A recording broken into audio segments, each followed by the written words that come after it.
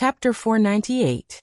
After leaving the saucy martial arts gym, Lu Qing decided to stop looking for similar places since he had already decided to start his classes the next day. Meals had to be eaten one bite at a time, and the martial arts schools had to be experienced one by one. He would be coming here once a month.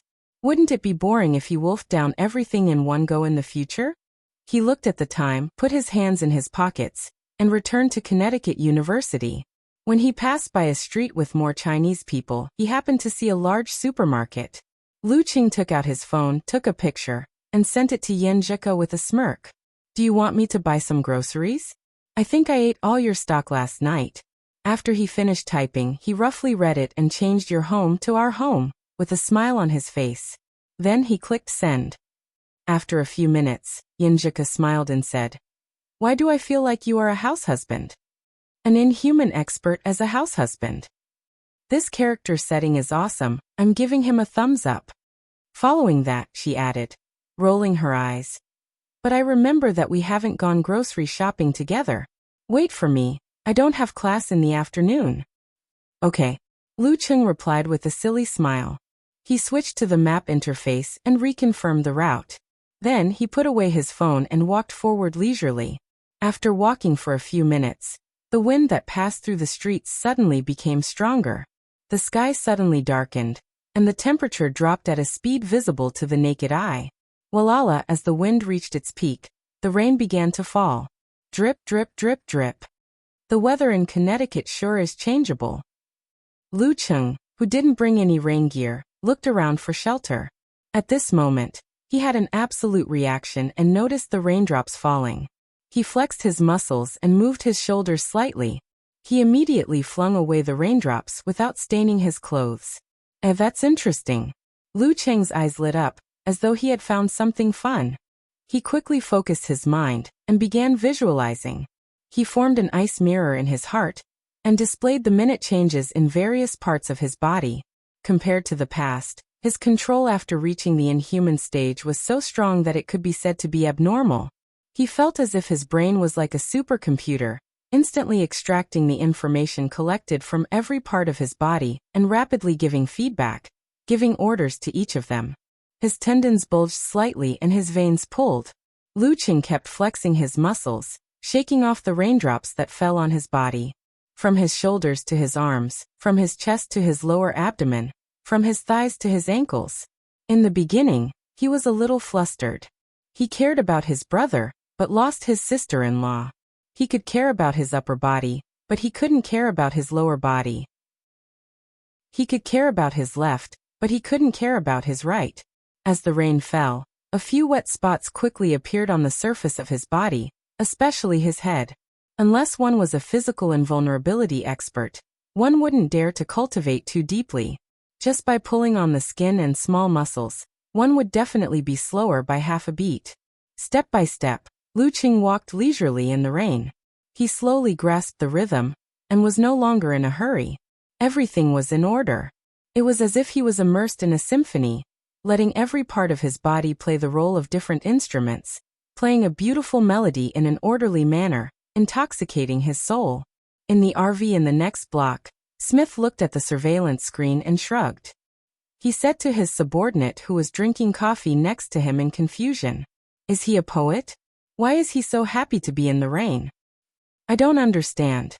What a strange Easterner." The black-haired, brown-eyed member of the Homeland Security Bureau shook his head. The rain in Connecticut came and went in a hurry. When Lu Qing strolled to the outdoor cafe, the dark clouds had already dispersed and the sun shone into the wind. Huff. He exhaled and wiped the dense cold sweat on his forehead. He felt both tired and refreshed. That experience just now was great. It was as though he had become a god who controlled his body. He had the confidence to reveal everything within. Is this how it feels to have a breakthrough in Ice Mirror? Encountering gods in the void, self-reflection? Ice Mirror was said to be the most difficult martial arts below physical invulnerability. It was the core control of many of the ice sex martial arts. Not only was it difficult to master, but it was also difficult to improve. After Lu Qing completed his transformation and entered the inhuman stage, he thought it would become stronger. Who knew that it wouldn't improve at all? But today, he had a breakthrough for no reason because of the rain. After arriving in America and meeting Ku, my body and mind are satisfied. My latent impatience is gone, my mind is stable, and I already have the foundation. Is that why I was able to gain something by chance? Lu Cheng thought, surprised, delighted, and amused. Damn it! Why does it feel like I'm practicing dual cultivation? He couldn't help but complain. He examined himself again. The rain just now was rather heavy, and he had just made a breakthrough in his control of ice mirror. It was inevitable that he would have trouble controlling his body. There were many wet marks on his body, especially on his hair, which was sticking to his body. However, after walking in the rain for more than 10 minutes, most of his body was dry. It was still unbelievable. Shaking his clothes, Lu Cheng raised his right hand and wiped his hair, wiping off patches of frost and ice crystals. He switched to his other hand and wiped his hair again. A little mist spread out, and his hair was completely dry. Not bad. Lu Cheng showed the satisfaction of a full meal. He walked to the bar counter of the cafe and ordered a cup of cappuccino on a whim. He found a table and sat down.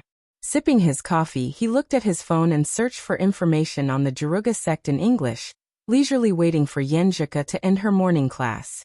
He had already taken a copy of the relevant information in Chinese from the Ice God sect, but it was still lacking. On the other side in the RV. Boss, look! The surveillance staff looked up in surprise and shouted to Smith. What? Smith put down his cutlery and looked over. His subordinate pointed at the screen and said, Boss, he walked in the rain for 13.5 minutes, but only a small part of his clothes and pants were wet. Smith approached and carefully examined the playback. When he saw that Lu Cheng had mistakenly dried his hair with the power of frost and flame, he suddenly understood and explained to himself. This should be some kind of application of his superpower. It's very detailed and wonderful. Write it in the report and add it to the data. Yes, boss. The staff cleared his doubts. At noon, Lu Cheng met up with Yenjika and Auntie Du. They found a famous old Chinese restaurant and filled their stomachs. After that, the couple left Auntie Du to pass the time and went to the supermarket hand in hand. They went straight to the food section and saw a dazzling array of vegetables, fruits and all kinds of meat. What do you want to eat? It's my treat. Yenjika showed her dimples and smiled sweetly. Lu Cheng was stunned for a moment and said in annoyance, I forgot to look at the menu. I don't even know what to ask Auntie Du to cook tonight. Just buy whatever you want. Cough, I didn't think about this at all last night. Forgot to look at the menu. Yenjika gritted her teeth and glared at him. Under the light, her cheeks became redder and redder. She snorted. What else do you remember? Haha, I'll look into it later. When I'm confident, I'll give Auntie Du a day off and we'll cook on our own. Lu Cheng laughed embarrassedly, avoiding the important and dwelling on the trivial. The episode passed quickly. Yenjika pulled Lu Cheng and Lu Cheng pushed the shopping cart and walked to the front of the meat section. The girl looked at it with interest. She picked up the food and put it in the car with interest. She muttered, I'm not sure. This steak looks good. This cowboy rib is good too? Lu Cheng listened in a daze, and then asked with admiration, You're right. Ku, have you bought here before with Empress Dowager and Auntie Du? Otherwise, how could she choose so quickly and confidently? Yenjika looked up at him and answered matter-of-factly, No, it's my first time today. Then what are your standards? Lu Cheng blurted out in surprise. Yenjika glanced at him with a look that said, Are you stupid? And said confidently, Based on the price. Usually the expensive ones are the best ones. That makes sense. Lu Cheng was speechless. After getting the affirmation, Yenjika raised her head and put the meat she wanted into the cart. She added, Look at them. They look better than the ones next to them. The texture is so beautiful. I can't tell. Lu Cheng didn't dare to refute. He followed the confident Ku around the food section and watched her pick up the food excitedly. Finally, they went back to the vegetable section to replenish their vitamins and plant fiber. Cheng, what is this? Yenjika pointed at a piece of green and asked curiously. Lu Cheng stared at him and answered confidently, I'm sorry. I don't know. I don't know either. I don't even know the words. Yenjika nodded in agreement. After that, They looked at each other and laughed inexplicably. After checking the words and knowing the scientific name, Yenjeka still didn't know what it was called. Let's buy some and try it. With Lu Cheng by her side, she was eager to try new things. Just like that, they bought 2 full carts and each pushed one to the checkout section. As they looked at each other, they suddenly had the subtle feeling of starting a family and living together. Their lips curled up. The couple lined up to pay. Although they bought a lot of food, it was not eye-catching because there were many people who bought a week's worth of food in one go here. Being good at using the freezer was a major feature of life in America. After paying the bill, Lu Cheng easily picked up several large bags and followed Yenjeka out of the restaurant. After passing by the 2 white students, they went out and waited for Aunt Du to drive over. One of the 2 white students turned around and looked at Lu Cheng's back with a puzzled expression. What happened? The tall, strong, freckled, brown-haired student asked his companion in confusion. Nothing. The blonde youth with thick arms and devil tattoos shook his head. He just felt that the Asian youth with the bags of food looked a little familiar. The freckled brown-haired student didn't dwell on the question and said, George, we can't become martial arts apprentices. Why don't we try out Chinese martial arts? You saw the King of Youth League. Peng and Lu are very good. Let me think about it. The blonde youth frowned in distress. Back at home, Yenjeka started her homework, Lu Cheng started his daily exercise, and Du Yen prepared dinner. By the time they finished eating, the sky was already dark. Yenjeka went back to her room and turned on the lights, illuminating the room with a faint yellow glow. Just a little more and I'm done. This professor gives the most homework. The girl stretched and complained to Lu Cheng. Then she buried herself in her homework.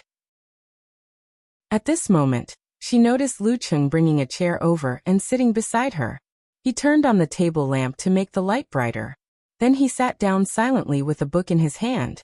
He studied it seriously and accompanied her in silence. Cheng, what are you reading? After a few minutes, Yenjeka couldn't hide her curiosity and turned her head to ask. Lu Cheng waved the book and smiled. Recipes. Yenjeka snorted and pursed her lips. She turned her head and looked to the side. The dimples on her cheeks deepened. She felt that the light in the room was very warm. Chapter 499. Before 8 o'clock, Yenjeka finished the rest of her homework. Stretching her arms, she turned to Lu Cheng and asked with a smile. Hello, mister, do you want to eat cake? Looking at the girl's sparkling eyes and eager face, Lu Cheng chuckled and answered firmly, Yes. Good. I'll make it for you and show you how good I am. Yenjeka nodded with satisfaction. She stood up and pinned up her hair with a hairpin. Well, a minute's silence for the materials wasted last night. She went down the stairs to the kitchen and took out a few eggs. She beat them and separated them into a bowl of egg yolks and egg whites. Do you need help? Lu Cheng followed behind her and volunteered. Yenjeka rolled her eyes and handed the glass bowl with egg white to Lu Cheng. Then help me beat it. Since Cheng is so sincere, I won't use the egg beater. Okay. Lu Cheng took out a pair of chopsticks and prepared to beat them at a high speed. But at this time he was puzzled and hurriedly asked, What is considered to be evenly distributed? To what extent? I've never made a cake before. When I beat eggs for my mom, it was to make omelets. The requirements should be different, right? Yenjeka pondered for a moment, blinked her eyes, and turned around in small steps. She opened a drawer in the kitchen and took out a book. After flipping through a few pages, she said, Beat until thick foam appears. That's it. Why does it feel so unreliable? Seeing this, Lu Cheng's mouth twitched. Noticing his gaze, Yenjeka quickly raised her chin and emphasized seriously, You're right. I actually remember it. I flipped the book to make sure it's perfect. Got it. Lu Cheng responded with a smile. His wrist joints moved at a high speed, and the chopsticks made a clicking sound. Yenjeka was in a daze. After a while, she sighed. Cheng, you're really a human egg beater. This hand speed, this power control, TSK. Then she looked up and thought carefully for a few seconds. She asked Lu Cheng to slow down a little. She took out an apron and started to process the egg yolks. When the foam appeared on Lu Cheng's side, she quickly weighed the sugar and put it in. Then she told him to speed up the mixing. During the whole process, Yanjika came and went, brushing against Lu Cheng's body and rubbing his hair. They looked at each other, full of warmth and joy. Finally, they finished everything. They put the materials into the mold, stuffed it into the oven, and set the time. While waiting, they leaned against each other and chatted about various topics. Occasionally, they would play affectionately. 30 seconds. Yanjika stared at the number on the screen with sparkling eyes. Haha, it must be delicious. Lu Cheng encouraged with anticipation. After they exchanged a few words, sounds could be heard. The cake was about to be baked. Okay. Yanjika turned around spotty. But when she turned around, she saw that Lu Cheng had already pulled open the oven door and took out the cake mold with his bare hands, just like how he usually took out bowls and chopsticks for a meal. SSSSSS. SSSSS. S's. SSSSS. What? Lu Cheng put the cake on the plate. A sweet aroma filled the air. Yanjika answered with a serious expression. It's dangerous. Please don't imitate it. Haha, I'm wearing gloves. Lu Cheng put down the mold and raised his right hand. The surface was covered with white steam. Yanjika was speechless. She looked at the cake on the table, inhaled the aroma, and nodded seriously. Cheng, I'm so jealous of you. What are you jealous of? Lu Cheng asked in surprise. I'm jealous that you have such a good wife like me. Yanjika raised her arm and tried not to laugh. Haha. Lu Cheng laughed out loud for a while. Yanjika is also a little amused by me. Yanjika passed the spoon to Lu Cheng and said timidly, I want to try but I don't dare. Cheng, try it and tell me how it tastes. Okay. Lu Cheng took a spoonful and chewed for a while. He was intoxicated and praised. Not bad. The sweetness is just right. As he spoke, he extended his arm and put the spoon in front of his little fairy's mouth. Really? Yanjika's eyes were filled with joy. She leaned forward and took a small bite of the cake and tasted it carefully. After 10 seconds, she heaved a sigh of relief and said with a smile, Good, I didn't lose my standard. But the taste isn't as exaggerated as Cheng. Well, I'm in a good mood today. I won't expose his exaggerated acting, Yanjika hurriedly urged him. Hurry up and eat. Cheng, let me tell you, the desserts in America are super sweet. It's like candy is free. I don't particularly like the sweet kind. While chatting and laughing, the couple finished the cake. Of course, Lu Cheng took care of 4/5 of the cake.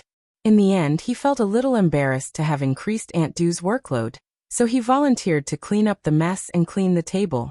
Yanjika watched as Lu Cheng put on an apron and stood in front of the sink. He carefully washed the dishes and wiped them with a special cloth. She leaned against the kitchen door, and her eyes gradually lit up. After a while, her dimples appeared. She leaned over and said confidently, Cheng, I'm here to help you. Following which, sounds of laughter rang out in the kitchen. Lu Cheng's helpless voice could be heard from time to time. You don't have to help. Why are you causing trouble? In the cheerful atmosphere, the two finished cleaning up and returned to the second floor. They each took a shower and lay on the same bed. Yanjika seemed to have forgotten that the room she had arranged for Lu Cheng was next door. She asked with great interest, Cheng, you said that your ice mirror has reached the realm of encountering gods in the void, self-reflection. What's the use of that? My sensing range has increased by at least 50%. My control of my body is so accurate that there's almost no error. If I suffer from internal injuries, the recovery time will be greatly reduced. Also, I can correspondingly stimulate my qi and blood, simplify the fighting formula, and combine it with the path of Azura that I previously comprehended. The explosive power will increase, and the number of times I can use it will increase. Lu Cheng explained tirelessly, half describing for his wife, and half summarizing himself. As for the control of strength and moves, those are just minor details. Oh right, Ku, from tomorrow onwards, I'll teach you the fighting formula. We'll go to bed on time tonight to replenish our energy. Okay, Yanjika replied happily. Her eyes sparkled as she listened to Lu Cheng's explanation. After a pause, she recalled something and quickly asked, Is there still no news on the wholeness formula? No. It's the secret technique of the extreme Hadu sect. I don't think it's that easy to get hold of it. Even the military has to consider many things, Lu Cheng said with a sigh. Just then, a thought came to him, and he suddenly broke into laughter. I realized there's another use for the ice mirror breakthrough. Haha, I won't talk about it, I won't talk about it. Not suitable for children. Yenjika was instantly filled with curiosity. She asked repeatedly, using both her hands and legs, sometimes threatening and sometimes acting coquettishly. After a round of banter, Lu Cheng raised his hands in surrender and confessed honestly. He said in an extremely academic tone, "Didn't you complain that I'm too old to come out last night?" Using that was a little insensitive. But now that the ice mirror has improved to the self-reflection realm, I can control it to a certain extent. Anyway, with self-adjustment of sensitivity and listening skill, the effect should be pretty good.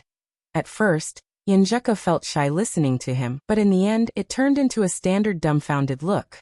Chung, how did you end up in this aspect when practicing martial arts? Applying what I've learned. Lu Cheng was just about to give a humorous reply when he was immediately pummeled by delicate punches. At the end of their banter, Yenjika sensed that the atmosphere was a little off. She quickly turned her back to Lu Cheng, buried her face in the pillow, and announced in a muffled voice, "I fell asleep." Lu Cheng couldn't help but laugh, thinking of how his girl hadn't slept the entire night, and how she didn't even need to sleep with the help of the swordsman formula. He felt a pang of pity for her. Suppressing the urge, he hugged her from behind and kissed her lightly on the cheek. "Good night. Good night." Yenjika's dimples slowly blossomed. The next morning, the two woke up feeling refreshed. Lu Cheng found a pen and paper and wrote the fighting formula. After finishing his training and breakfast, he continued on to the campus of Connecticut University. After waving goodbye to Yenjika, he took a detour to the Musashi Martial Arts Gym. When he passed by a block, he suddenly heard gunshots. He saw two armed robbers wearing balaclavas running out of the bank in front of him. They seemed to be a white man and a black man. Hey, is there a chance to crack down on crime? Lu Cheng's spirits were lifted. He was eager and excited. Just as he was about to make a move, a figure flashed past and knocked over one of the robbers with a bang. The figure was dressed like Superman. Just as he was about to dodge and attack the remaining robber, a net made of silk threads fell from the sky and enveloped his target. Whoosh! Whoosh! Whoosh! Another two figures rushed over. Lu Cheng was a little dumbfounded. There are too many superheroes in America, aren't there? It's just a case of robbing a bank, and there are three of them. In the next block, Smith, who was watching the surveillance footage, laughed out loud. These two bastards sure are unlucky. Three superheroes happen to be having breakfast nearby. At this point, he silently added another sentence. And a dangerous grade monster passed by. The incident in the morning passed in a flash. Lu Cheng shook his head and left the scene. He had some thoughts in his mind. Since the Americans are so passionate about acting as superheroes, will there be people acting as them? No, let's not talk about acting. Will there be people imitating high-end, perverted criminals? This seems to be their tradition. I have to go back and collect information to see if there are similar criminals in Connecticut. Could it be possible for them to endanger Yenjika? I have to take precautions. Sigh, it's a pity that I'm not familiar with this place. No intelligence, no resources, no evidence, no clues. If I'm not careful, I'll cross the line and be deported. Otherwise, I could really come up with a Connecticut criminal cleanup plan. I'll visit them one by one and blow them up at one point. Lu Cheng's thoughts ran wild as he arrived at the entrance of the Musashi Martial Arts Gym. P.S. Connecticut criminals. Who the F***ck did we offend? Chapter 500. Musashi Martial Arts Arena. As the students participating in the advanced course had decent combat skills, they could easily catch up without any preparation. Therefore, Lu Cheng was assigned to one of the groups by Brooke without much trouble, and was assigned to an exclusive training ground. There was a total of 9 people in the group. There were a total of 9 people in this group, including him. Most of them were young men with strong physiques and natural advantages. Only 3 of them did not belong to this group. One of them was the red-eyed girl, Othaway, who was more than 8 meters tall. From the way the other students were fearful of her, it could be seen that she was not weak and could be considered as a big sister figure. The other one was the middle-aged man with gray hair and sagging cheeks, Cole. Under normal circumstances at his age, he should have chosen the fitness class. However, he trained crazily more than anyone else. His eyes were filled with ferocity, and every punch and kick seemed to be filled with all his strength. As for the third one, it was of course Lu Cheng himself. His muscles were moderate and his strength was hidden. Therefore, he could not fully support his combat suit. Compared to the other students, he was shorter and skinnier. However, the other students did not discriminate or provoke him. Since he could join the advanced course, he must have a good foundation. Their speculations were quickly confirmed by Coach Lindello's introduction. This was an Asian kid who had practiced Chinese martial arts. After observing for a while, Lu Cheng gained an intuitive understanding of the fighting techniques of the Juruga sect. They used boxing as their core, mixed with jujitsu and wrestling, and were very good at using the body and restricting the joints. However, this was all part of the basic content, and was not shown at all when it came to the integration of the body's spirituality and the ability to communicate with all living things. With Lu Cheng's current insight, knowledge, and foundation, he joined the training after 20 minutes and got the hang of it quickly. It was as though he had been immersed in it for at least 5 years. Othaway and the other students were amazed and speechless. Only the middle-aged man, Cole, was not interested in anything else. He treated the void in front of him as his mortal enemy, and kept on punching and kicking, making cracking sounds. Not bad. He is already at the level of a professional ninth pin. Why hasn't he become a combat apprentice? Lu Cheng glanced at him from the corner of his eyes. After more than an hour, Coach Lindello announced that the combat training had come to an end.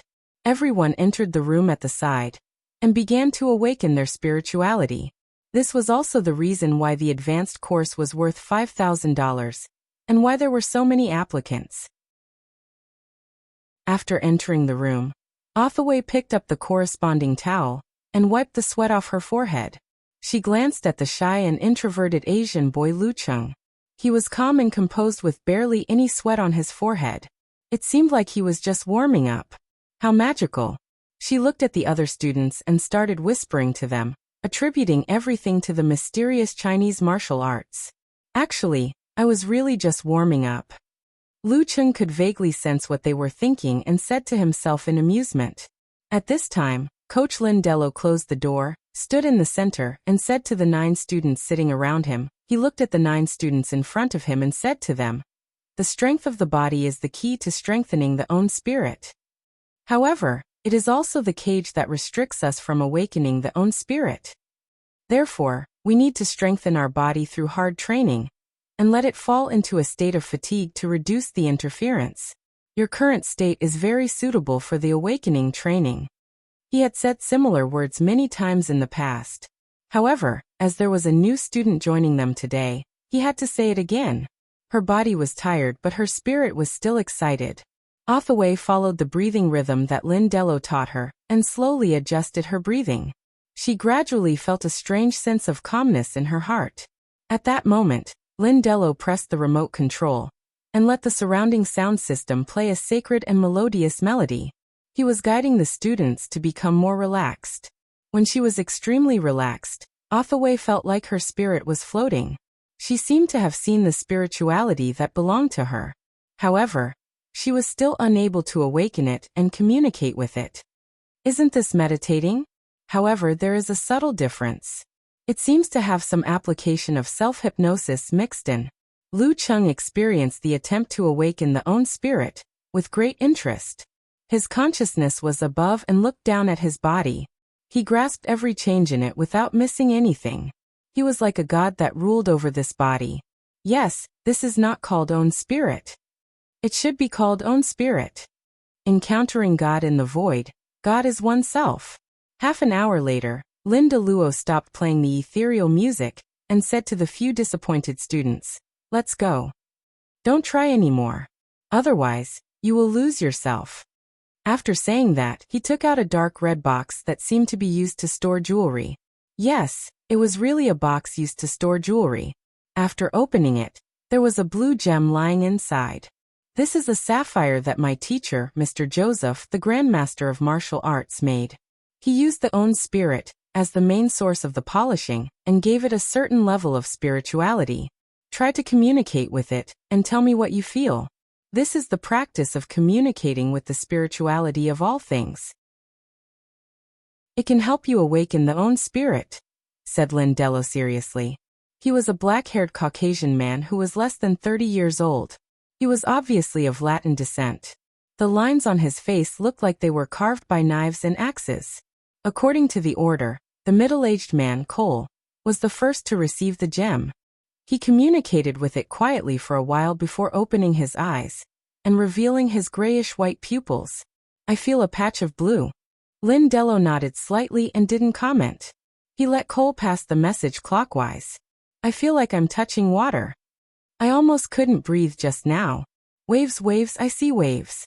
After a few people, the object of spirituality was in the hands of the extremely curious Lu Chung. He imitated the other students and placed the gem in his palm. He placed it horizontally on his left chest and closed his eyes.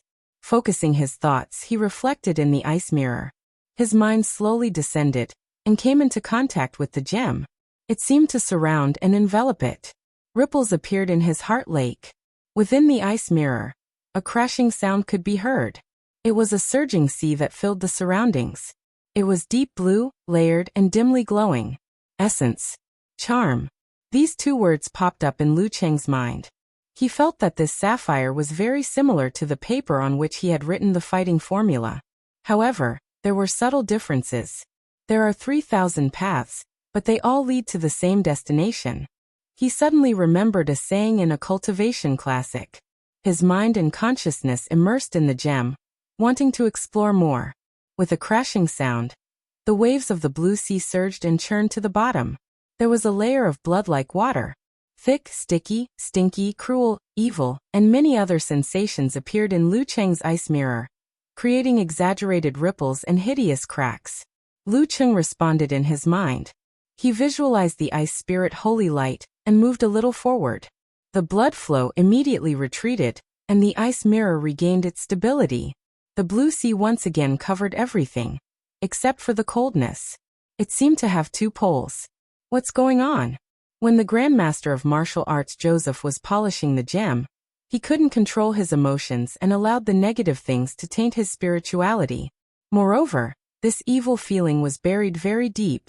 It would be difficult to detect or trigger the changes if one wasn't of a similar level. Experts of a similar level wouldn't have the time to study the spiritual item that Joseph was polishing for his disciple. Lu Cheng was still in a state where he didn't know much about the awakening and polishing of the Jaruga sect. It was hard for him to figure out the real reason. He opened his eyes and briefly explained his feelings. The sea. Lin Deluo's eyes were filled with surprise. After a while he nodded and said, "That's right. This Asian kid's spirituality is very strong." Seeing that no one noticed anything unusual, Lu Cheng secretly heaved a sigh of relief. He passed the sapphire to Othaway, who was beside him. Othaway got into position and communicated with him silently for a while. She opened her eyes happily and replied, "Coach, I see an iceberg." While Lu Cheng was speechless, Lin Deluo shook his head with a sour expression. "Othaway, you've regressed." Othaway's smile instantly collapsed. The two following students, one saying cold, and the other saying deep water, witnessed the remnants of Lu Cheng's influence gradually fading away without them realizing it. After the practice of own spirit came to an end, Lu Cheng and the rest started their combat training again. This allowed him to re-understand the foundation of his martial arts from different perspectives and concepts. From there, he could find problems that he couldn't detect in the past. Stones from other mountains can be used to attack jade. At 11:30 p.m., Lin Deluo announced the end of the class for the day.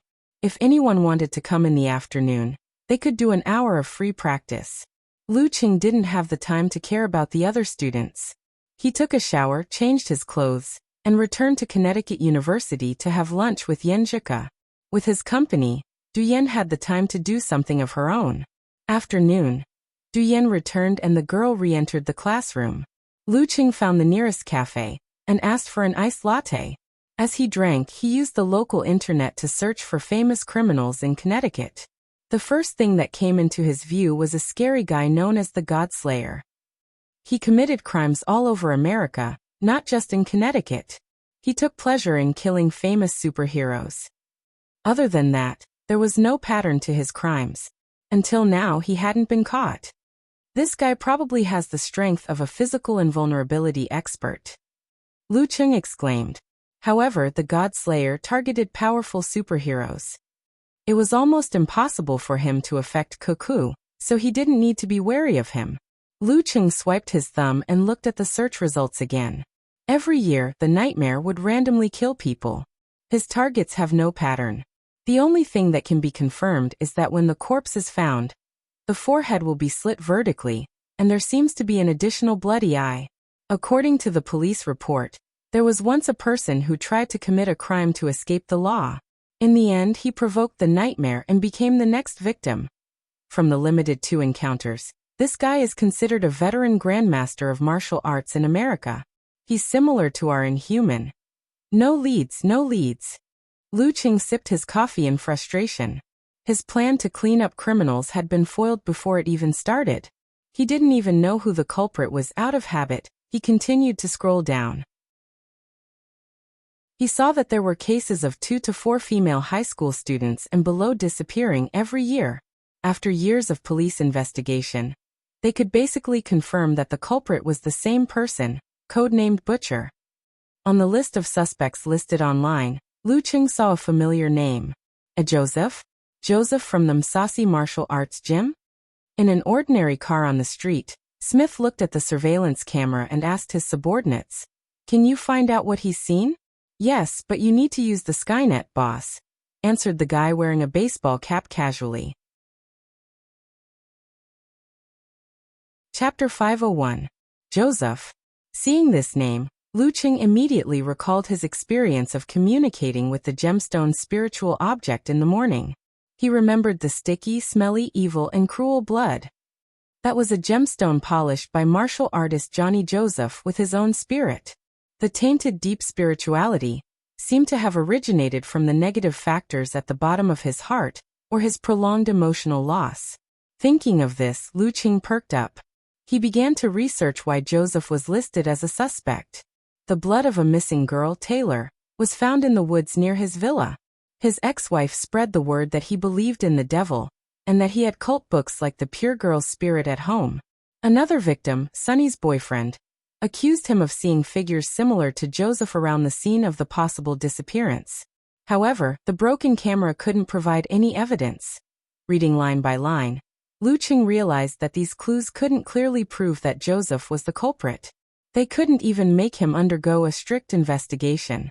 However, combined with the abnormality of the sapphire, he was somewhat confident. In an ordinary sedan on the street, a young man in a baseball cap was typing rapidly on the keyboard. "Boss, he's looking at famous criminals and cases in Connecticut." Smith was stunned. He took the laptop from his subordinate and slid his index finger across the touchscreen, reading the content that Lu Cheng had read. This was feedback from the internet service provider. What is he planning to do? Does he want to play the role of a superhero? Asked the young man in the baseball cap, seeking to communicate. After a moment of silence, Smith slowly opened his mouth. This is probably the hobby of Chinese martial artists. In Chinese it's called Qia, or learn from each other. He uttered the words he had learned during his research over the past few days in a strange accent. He then added, "Don't our mixed martial arts masters like challenges as well?" "I think I get it. He's looking for a challenge that won't get him kicked out of the game." The young man in the baseball cap was enlightened. "Boss, you have to think of a way to warn him. Don't make this a big deal." Smith nodded slightly and didn't say anything else. He returned the laptop to his subordinate and pointed outside. "I'll go get a cup of hot coffee. Do you want one?" "No need. Can I have some Coke?" The young man in the baseball cap smiled brightly. After getting out of the car, Smith went to another shop and bought a cup of steaming black coffee. Then he took the elevator to the top floor and entered the rooftop. Leaning against the edge, he silently looked down at the building opposite. The short building was called Musashi Martial Arts Arena. A few minutes later, the door of the rooftop was opened. The gray-haired middle-aged man, Cole, appeared with a bag of things in his hand. He looked exhausted, but his eyes were cold. Smith. Cole was stunned for a second before he let out a sigh. "You're here again." Smith picked up the cup, downed the remaining coffee that had cooled down, and smiled bitterly. "Uncle Cole, how have you been?" "I still haven't awakened my own spirit, and I still haven't become Joseph's combat apprentice." Cole took out a can of beer, opened it with a bang, and took a deep gulp. The pale yellow beads of water flowed down his chin, which he had forgotten to shave, past his grayish-white and messy beard stubble, and fell to the ground, breaking into 8 pieces. Smith opened his mouth, as though he wanted to say something, but in the end, he didn't say a word. He crushed the cup into a ball, turned around, and left the rooftop. He found a supermarket and bought a can of Coke for his subordinate. He instructed him to go home and rest, to ensure that he had enough energy to wait for his next shift. As for the other members of the team, they were sent off to do other things. After studying for a long time, Lu Qing suddenly broke into laughter. He was mocking himself for being too engrossed in his role. Even if he was fairly certain that martial artist Johnny Joseph was the criminal butcher, who had been active for more than a decade, he could still pay him a visit with peace of mind. However, if he couldn't find any concrete evidence, it would be very troublesome to clean up the mess. This was a veteran mighty one with a relatively high status. In this way, if he was not careful, he would become a criminal. In a place where he was unfamiliar with the people and there were not many resources to borrow, not to mention the serious consequences, the lightest punishment would be deportation, and his visa would be denied. This would contradict his most important request. Should he seek help from the military? They definitely have an intelligence network in America. But how should he ask? As the thought flashed through his mind, Lu Qing had already simulated the most likely conversation. "I'm going to deal with Johnny Joseph. I need intelligence support." "Why?" "He's a perverted criminal. He might endanger my wife." "Oh, does he know your wife?" "No." "Does his target group include your wife?" "No." "Then why do you want to deal with him?" "Do you understand? There's a certain possibility. A small possibility. I want to take precautions." "Please forgive me for not understanding your train of thought." Lu Qing shook his head and mocked himself when he thought of a similar scenario. He temporarily put aside the idea of visiting the butcher. Joseph's target should only be young girls. He wouldn't be able to find college students, not to mention Ku, who was just one of the many female college students. Even though perverted criminals like him are detestable, and everyone has the right to kill them, and I also have a sense of justice, I still have to consider the actual situation. Lu Qing picked up his iced latte and drank the last mouthful. Seeing that it was still early, he decided to head to the Msasi martial arts gym for another hour of free practice. I can't relax my expectations of myself just because I'm already an inhuman, and my strength is internalized. Even if I don't train, my realm won't regress. My target has never been an inhuman. The past doesn't count. Picking up his phone, Lu Qing walked out of the cafe. Just as he was about to identify the road, a car suddenly appeared in front of him and slowly stopped by the roadside. "Hello, Lu," greeted the driver with a smile. "Who's that?" Lu Qing looked over in confusion. He felt that the young and sunny face was a little familiar, but in his eyes most foreigners looked the same. "You asked me for directions yesterday," Smith reminded him. "Oh, it's you." Lu Qing suddenly remembered. Then a thought came to him and he blurted out, "How do you know my surname is Lu?" At that moment his hair stood on end. He was like a monster that was about to pounce. His natural aura made Smith shiver. He almost lost control of his body and abandoned the car to escape. Taking a deep breath, Smith maintained his smile. He took out his identification and introduced himself. "I'm Smith from the Department of Homeland Security. I'm in charge of monitoring your activities in Connecticut." His actions didn't violate the regulations. Such monitoring could be communicated with the target. Reminders and warnings were given first to let Chinese martial artists know that they were under the strict supervision of the state apparatus. This could effectively reduce the occurrence of violent incidents and nip the problem in the bud. However, follow-up monitoring wouldn't be reduced because of this. They would detect and prevent unforeseen events at the first instance. This was actually the most common method used by many experienced agents when they received similar missions. However, Smith was a greenhorn and had a bit of aggressiveness. Hence, he chose to monitor in secret. Lu Qing was stunned for a second. From the corner of his eye, he saw his image playing on the screen of the computer in the passenger seat. He was convinced. "Can I verify your identification number?"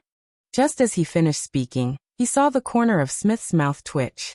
It was as if he heard the other party shouting about the trust between people. "Sure."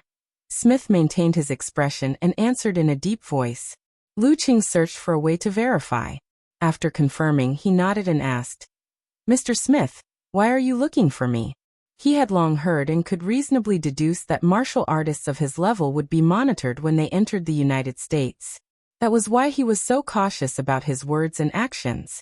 He didn't randomly challenge others to learn from. Now that he had met the head of the Secret Service in charge of monitoring him, he finally felt relieved. "Lou, let's talk in the car." Smith picked up the computer and pointed at the passenger seat. Lu Qing was bold and had a clear conscience. He immediately pulled open the car door, sat in, and fastened his seatbelt. Smith was dumbfounded by this small action. It was like a magical fantasy. Why would a monster like this need a seatbelt? He calmed himself down, started the car, and drove to another street. After a moment of thought, he said, "Lou, you're investigating famous criminals in Connecticut. You want to spar with them? So that's why he's here to warn me." Lu Qing seemed to come to a realization. He chuckled. "It's just a casual investigation. I've always been law-abiding." As though he didn't hear his explanation, Smith continued, "Actually, we still have some evidence on Joseph, more than what has been revealed. However, we can't form a complete chain of evidence. He's also a veteran martial artist with status and connections. He's on good terms with many senators and lawyers. We can't apply for a search warrant. Sunny is a very intelligent girl. According to the Jaruga sect, her father once heard the remnants of her cries and screams around Joseph's villa. He believed that there must be a criminal case and evidence buried there. As long as we could enter and search, we would definitely be able to find clues and arrest Joseph. But no one listens to us. It's been 5 years since a superhero tried to infiltrate Joseph's villa, but he was discovered and sent to prison. In recent years, whenever Joseph goes out, he'll get his students to guard the villa. He's also installed a high-tech surveillance and alarm system. Superheroes and detectives rarely interfere." Lu Qing fell into deep thought. He nodded slowly. "You want me to visit Joseph, challenge him, defeat him, and give you a chance to search for evidence?" "You can say that," Smith replied in a deep voice. "But what if you fall out with him? What if you don't admit to it?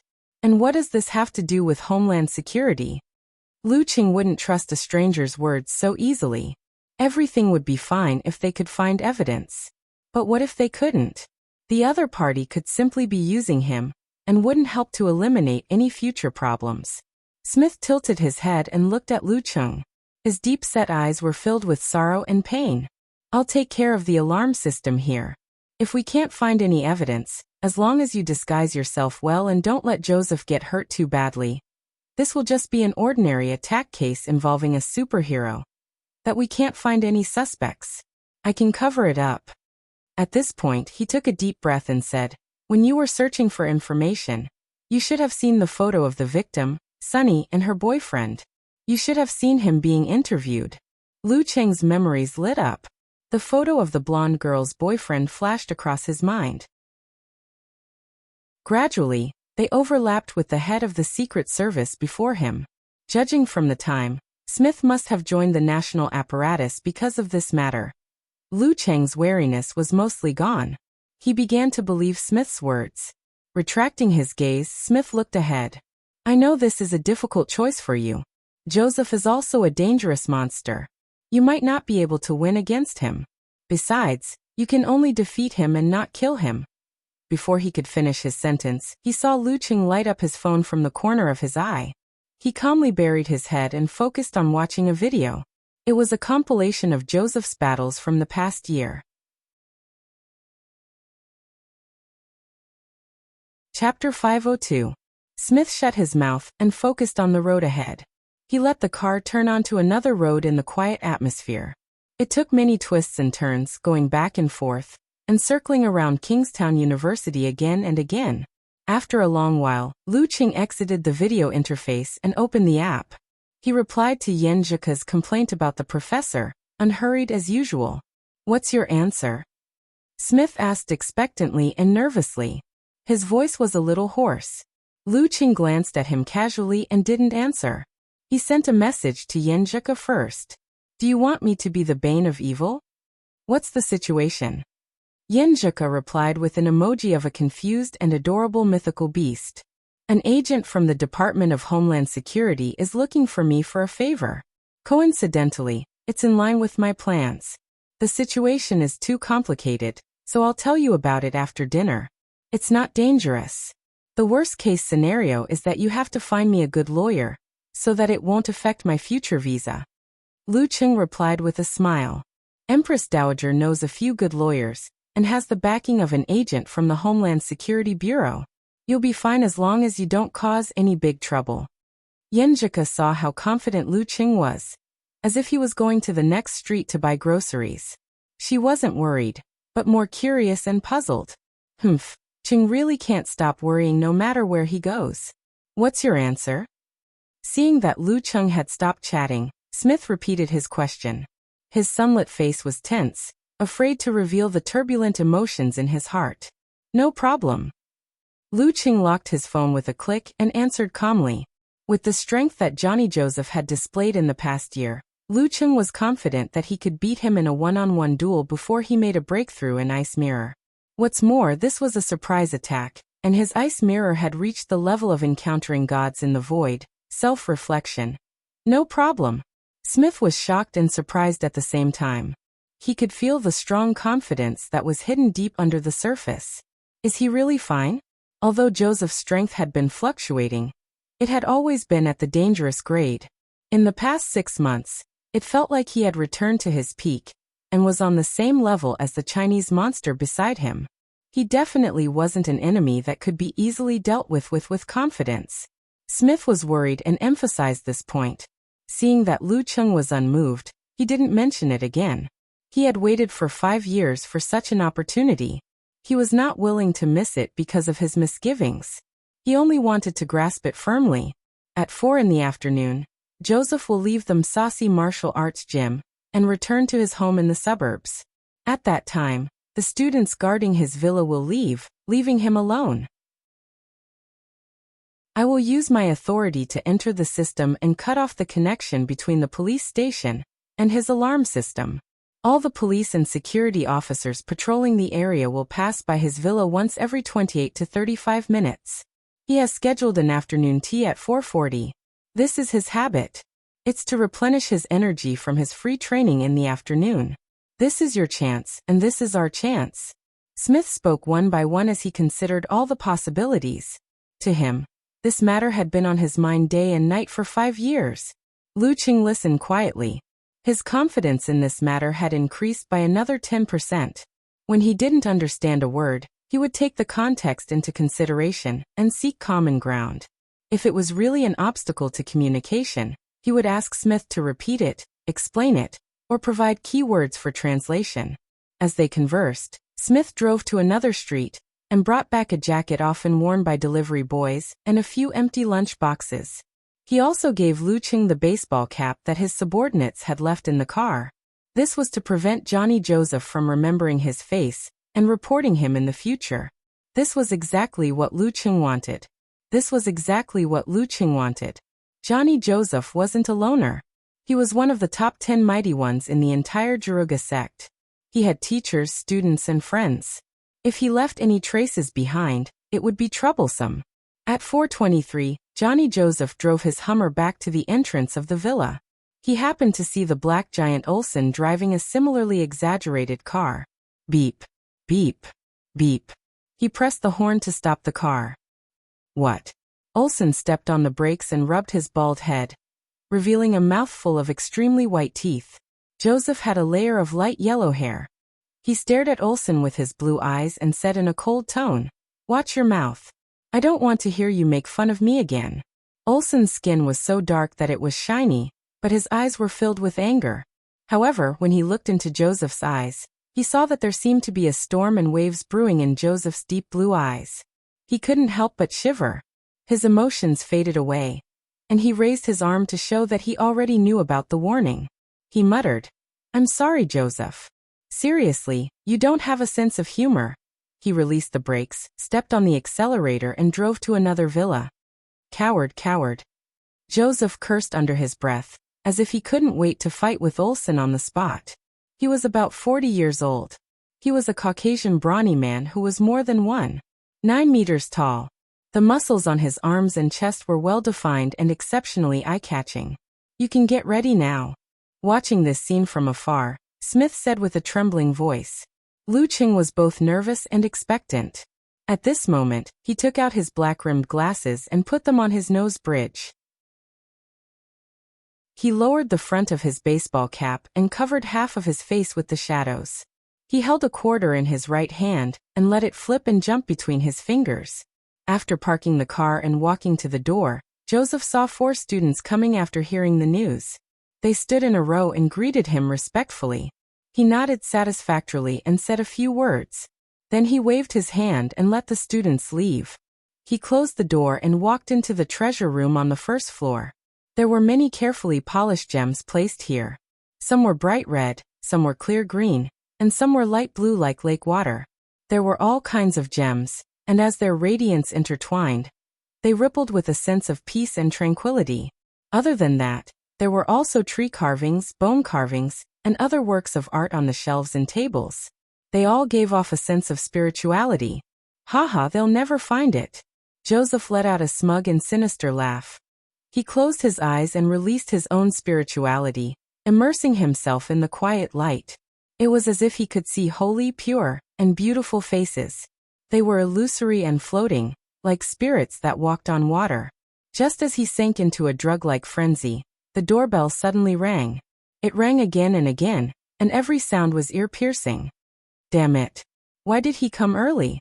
Joseph opened his eyes in anger. His blue pupils were clearly bloodshot. He took a deep breath and calmed down. He turned and walked to the door. Since he was skilled and bold, he only glanced at the surveillance camera casually. After confirming that it was the food delivery guy, he reached out and opened the door. He saw the delivery guy with a baseball cap and a slightly lowered head. No. At that moment, Joseph, whose own spirit was powerful, suddenly felt as if he was facing a monster or a demon. At that moment, Lu Qing flicked his finger. The coin in the slit flew up with a clang, creating sparks of gold and red. It distorted its shape and shot towards Joseph's face. In 12 minutes, the patrolling police would pass by this place. Boom. When Joseph extended his fan-like palm to block, the coin that was infused with Emperor Yen force suddenly exploded. The fragments flew forward and split into 2, then into 4, and then into 8. The enemy was caught off guard and was only able to send 1/3 of the fragments flying. At that critical moment, a blue glow appeared on Joseph's body. It significantly reduced the speed of the shards, causing them to only leave a red mark on his skin. Lu Qing had just flicked the coin when he retracted his chi and blood. He quickly swung his left fist, which was covered in frost formed by ice shards, towards the enemy's lower abdomen. The meal box fell. Joseph's other fist rushed forward in a hurry, blocking his opponent's attack with exaggerated bulging muscles. Bam! The blue glow around Joseph instantly shrunk, and seemed to have solidified. It was as if the sea had encountered a cold wave from the north and south poles. Ice spirit force. Lu Qing's left arm rebounded. His chi and blood gathered and then exploded. He shook his right shoulder and swung his heavy fist sideways, igniting a crimson flame. Boom. Just as Joseph was about to block, he was hit by a shockwave similar to an explosive explosion. The already solidified blue glow shattered and scattered in all directions, vanishing into thin air. His body couldn't take it anymore, and he staggered backwards. Once Emperor Yen was out, the enemy was invincible. This was the fully formed Emperor Yen force. As Joseph retreated, Lu Qing took a step forward and threw a punch of ice spirit and Emperor Yen at the same time, leaving no gaps. He always maintained the optimal distance between each step, as if he was measuring accurately. Joseph couldn't retaliate, dodge, or escape. Bam, bam, bam, bam, bam, bam. Lu Qing was like a robot.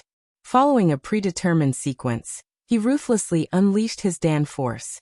Half of it was light, half of it was heavy, and he invited Emperor Yin. After 8 consecutive exchanges, Joseph, who didn't understand what was going on, felt hot and cold at the same time. His strong body began to tremble. If not for his many years of fame, and the fact that he had recovered to his peak by absorbing pure spirits, he probably wouldn't have been able to withstand it. Bam! Lu Qing took another step forward. Using the realm of encountering gods in the void, he activated his qi and blood, stimulating a certain part of his body. His muscles swelled, and his fascias opened up. He seemed to have grown much taller. This was a simulation of the circulation of the fighting formula. The effect wasn't as good as the original, but the advantage was that there was no need to pronounce it. Boom! He swung his fist down and landed on Joseph's forearm. A ball of crimson flames burst out, creating a violent shockwave. His opponent's stance was forcefully broken, and he staggered backwards. Then he took a sliding step and threw a punch forward. Joseph, who had not been able to use his strength, knew that he was in a desperate situation. He roared and awakened something hidden in the bottom of his heart. The scattered blue brilliance on the surface of his body shone again, and it was dyed with a dark red color that was close to black. Then he splashed it at the enemy who was sliding and punching. Lu Qing seemed to have been prepared for this. With a squeeze of his tailbone and a quick twist of his waist, he forcibly changed his direction and circled behind Joseph. The 19th move of the ice sect, Frost Devour.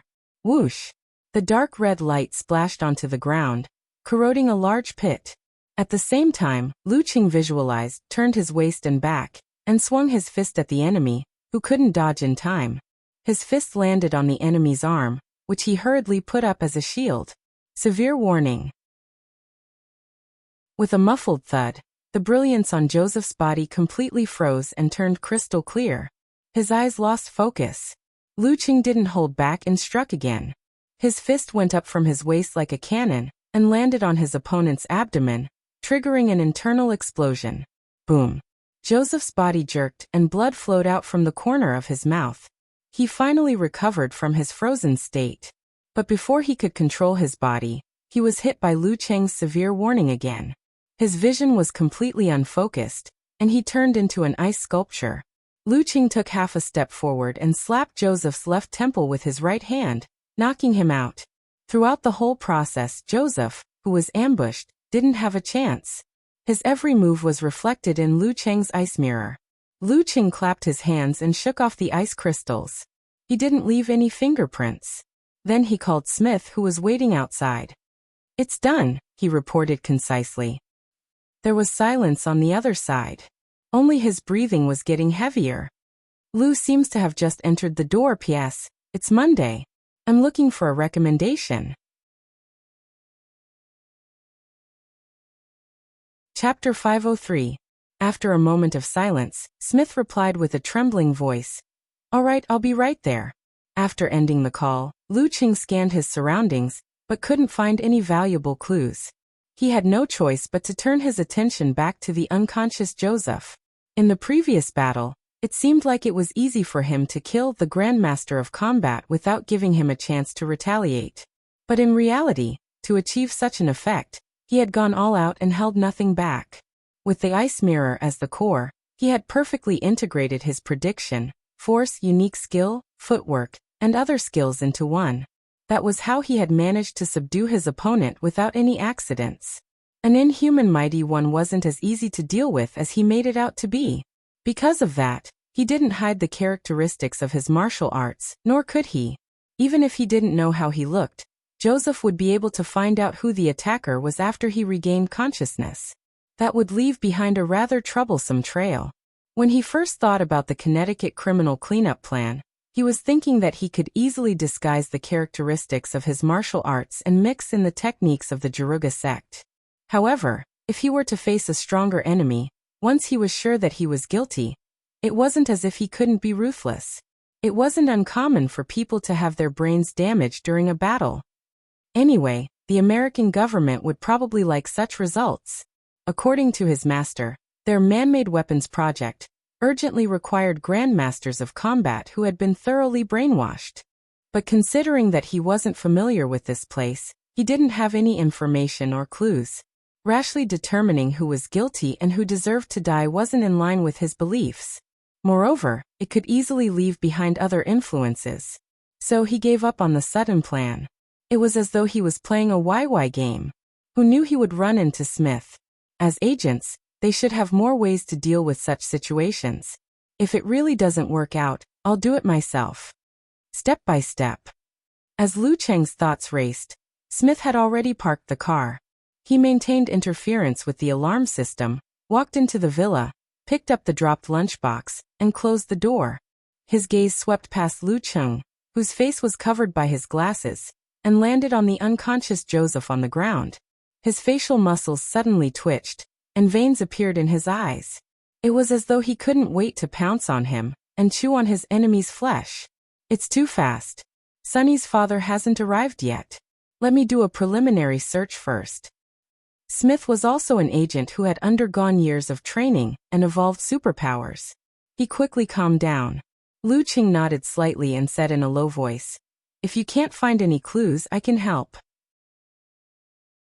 With his perception abilities after breaking through the ice mirror, he might be able to see more than an experienced person and discover subtle clues. Through his communication with the Gem Fei and other evidence, he was almost certain that Joseph was the murderer. He was the butcher, who was the main source of the Connecticut girl's nightmares. That was why he was so certain. There were many superhumans and psychics in the United States. If there was any other evidence, the case would have been solved long ago. In other words, Joseph's villa was the key to the case. Smith believed that he could find something here, and so did Lu Cheng. Okay, you can deal with the scene first. Smith took out the device and began to search from the first floor. He opened the door of the treasure room and cast most of his eyes on the shiny bone sculpture. However, due to the process of identification, he could not make a direct judgment. He could only knock on it to check and scrape off the debris. Lu Cheng, on the other hand, used pure fire force and ice force to give Joseph a few hits, destroying the remaining symptoms of Emperor Yen force and ice spirit force. He also cleaned up the traces of the battle in the living room, to ensure that he did not miss any clues that belonged to him. After a few minutes, when Smith was feeling a little impatient because he could not find any evidence, the doorbell rang. Lu Cheng narrowed his eyes. His hair stood on end as he prepared himself for action. Smith came out of the treasure room and waved his hand. "It's Sonny's father. We have to hurry. The delivery guy will be here in 10 minutes. As he spoke, he walked to the door and took a look at the surveillance camera. He unsealed the door and let in a middle-aged man with gray hair and sagging cheeks. "Cole."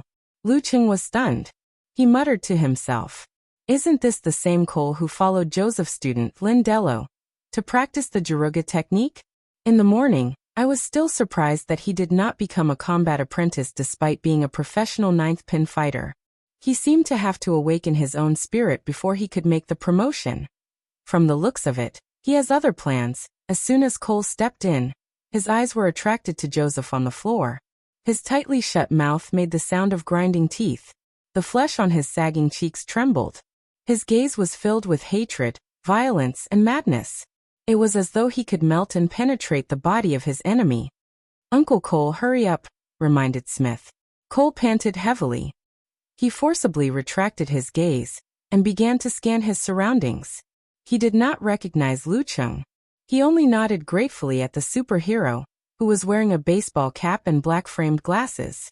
He could not see his face clearly. "He's Sonny's father?" Lu Cheng asked in a low voice while Cole was looking elsewhere with a sorrowful expression. He believed that with Smith's monitoring of him, he should know that he was in the same class as Cole. "Yes.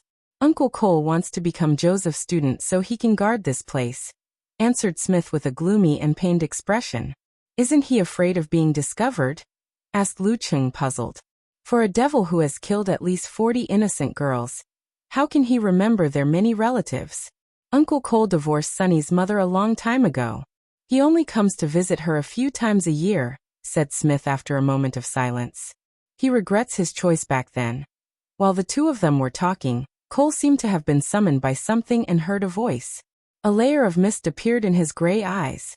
He turned around and walked towards the treasure room. He stared at the crimson gem and muttered to himself, "What a pity." "Sonny, is that you? Sonny, is that you?" He extended his right hand and touched the surface of the gemstone with trembling hands.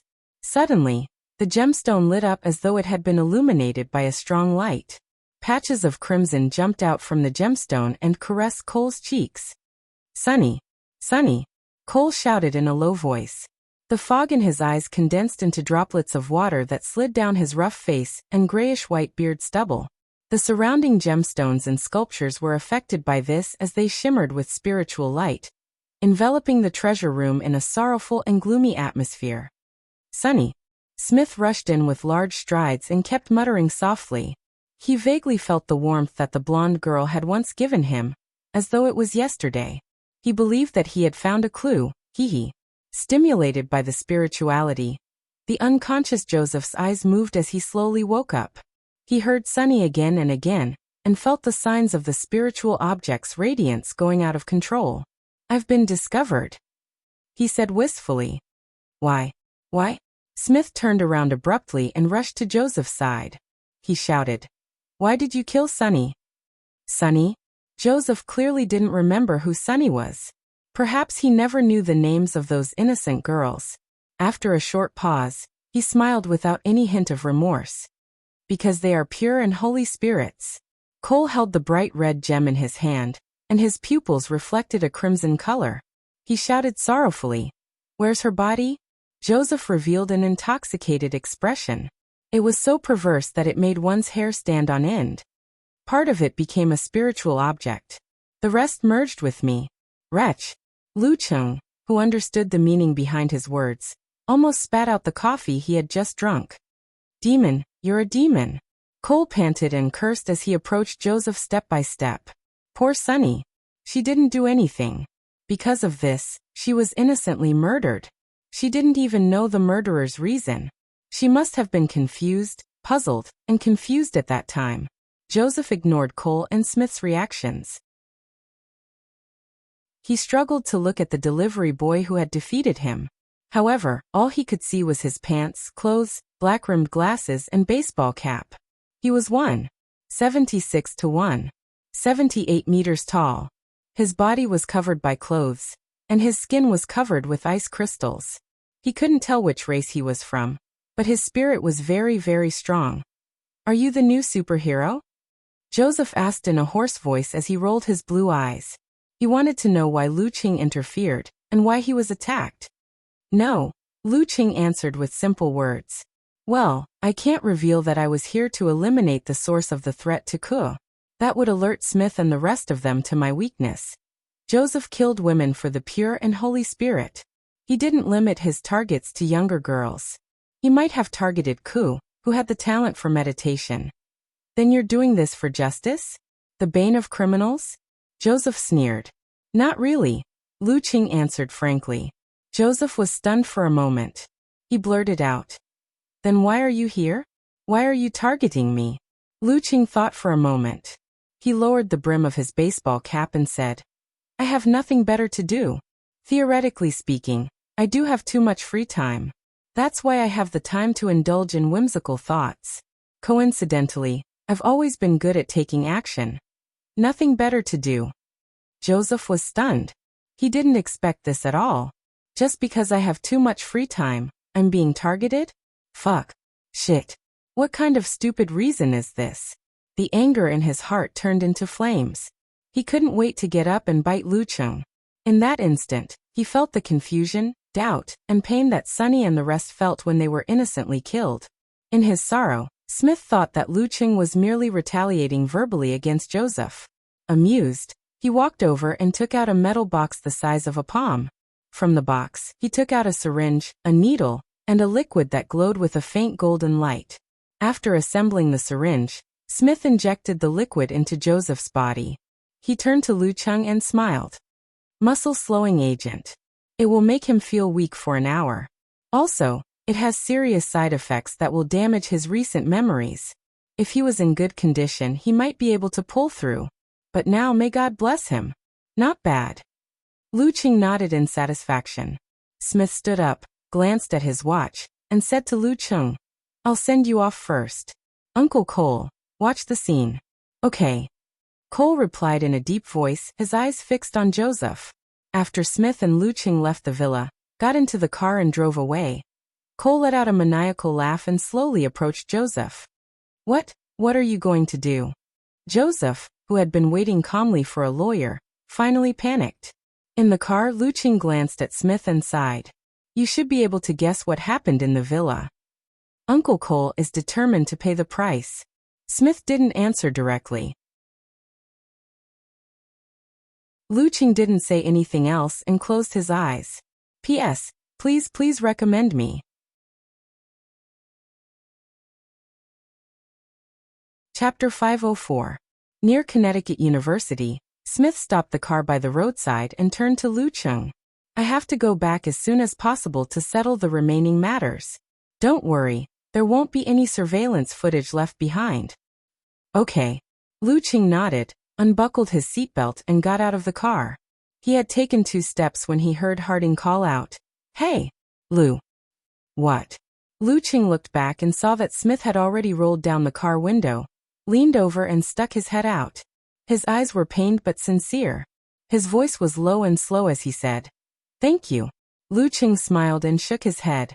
Without saying anything, he turned around and walked towards the school gate that he was used to going in and out of. With the appearance of the butcher and his revenge, Smith could finally vent the pain and suffering that had accumulated over the past 5 years. Lu Qing had already taken off his black-rimmed glasses and returned to his usual appearance. He went to the supermarket and bought a bottle of water. He was so bored that he first chilled it, and then heated it again until Yenjika's lessons were over, and she was about to leave school. Throughout this process, he wasn't as bored as he appeared to be. He had been seriously summarizing his experience in the battle with Joseph. Although he had obtained an overwhelming advantage in this battle, chaining his opponent to the point of death, and was unable to unleash the various miraculous and tyrannical aspects of the Jaruga sect, he could look at it from a different perspective. For example, if he were to be ambushed and fall into a passive state, how would he turn the situation around and break out of his predicament? For example, if Joseph were to change his response to a certain choice, would it have been better for him? If that was the case, how should he continue to exert sufficient pressure? A lost battle required contemplation, but so did a victorious battle. And this was the first battle after Lu Qing's breakthrough with the ice mirror. With it as the core of the battle, there was still much to be summarized. Holding a bottle of mineral water with ice cubes floating in his hand, Lu Qing stood at the school gate of Connecticut University, waiting for Ku and Aunt Du to come out. At this moment, Huang Shiwen, with her chubby cheeks and gorgeous face, was chatting and laughing with a few girls she was close with as they rushed towards the school gate. They were going to have a wild party tonight. As her gaze wandered, Huang Shiwen suddenly saw a familiar figure and couldn't help but tremble. He was the man of the hour in Songqing University. The news of him and Lin Kei winning the national championship was still a hot topic in the school forum. More importantly, he was Yenjika's boyfriend. Lu Qing? Why is he here? Huang Shiwen looked at the well-defined, masculine face with a hint of gentleness. Her heart felt as if it had sunk into an ice cave, enduring the cold of dozens of degrees below zero. He hasn't broken up with Yenjika? Did Yenjika badmouth me in front of him? Will he hit me? Is it too late to call the police now? I heard that people who practice martial arts are impulsive. Huang Shiwen's thoughts surged, and all of them deviated in a bad direction. The more she thought about it, the more scared she became. With Lu Cheng's rumored strength, even if the police arrived, they wouldn't be able to stop him. Ask Will for help? He was the apprentice of the senior martial artist Joseph's student. Even though he definitely wouldn't be able to defeat Lu Qing, he could use Mr. Joseph's name to scare him off. Aya, what am I thinking? I haven't done anything bad to Yenjika, and I've been inviting her to parties out of kindness to broaden her social circle. I have a clear conscience. Moreover, she was indeed very introverted, very antisocial, and very unsociable at Kingstown University. She also dressed like an old aunt. I wasn't wrong. I'm not afraid of Lu Cheng. Lu Cheng gazed at the entrance, his gaze sweeping past many figures as he searched for his little fairy. Suddenly he saw an Asian girl. Judging from her appearance, she should be Chinese. Huang Xiwen's calves suddenly trembled under his gaze. Beads of cold sweat formed on her forehead, and the back of her gauze skirt showed signs of being soaked. Luala, what's wrong? A girl beside her shouted the American name Huang Xiwen gave herself. Huang Xiwen couldn't form a sound. She anxiously tugged at her classmate, indicating that she wanted to take a detour to go home. There are quite a lot of fellow countrymen here. Lu Qing thought casually. His eyes suddenly lit up, reflecting Yenjika's figure. Through her tied-up hair and big black frame glasses, he saw her inner beauty. He smiled and walked up to her.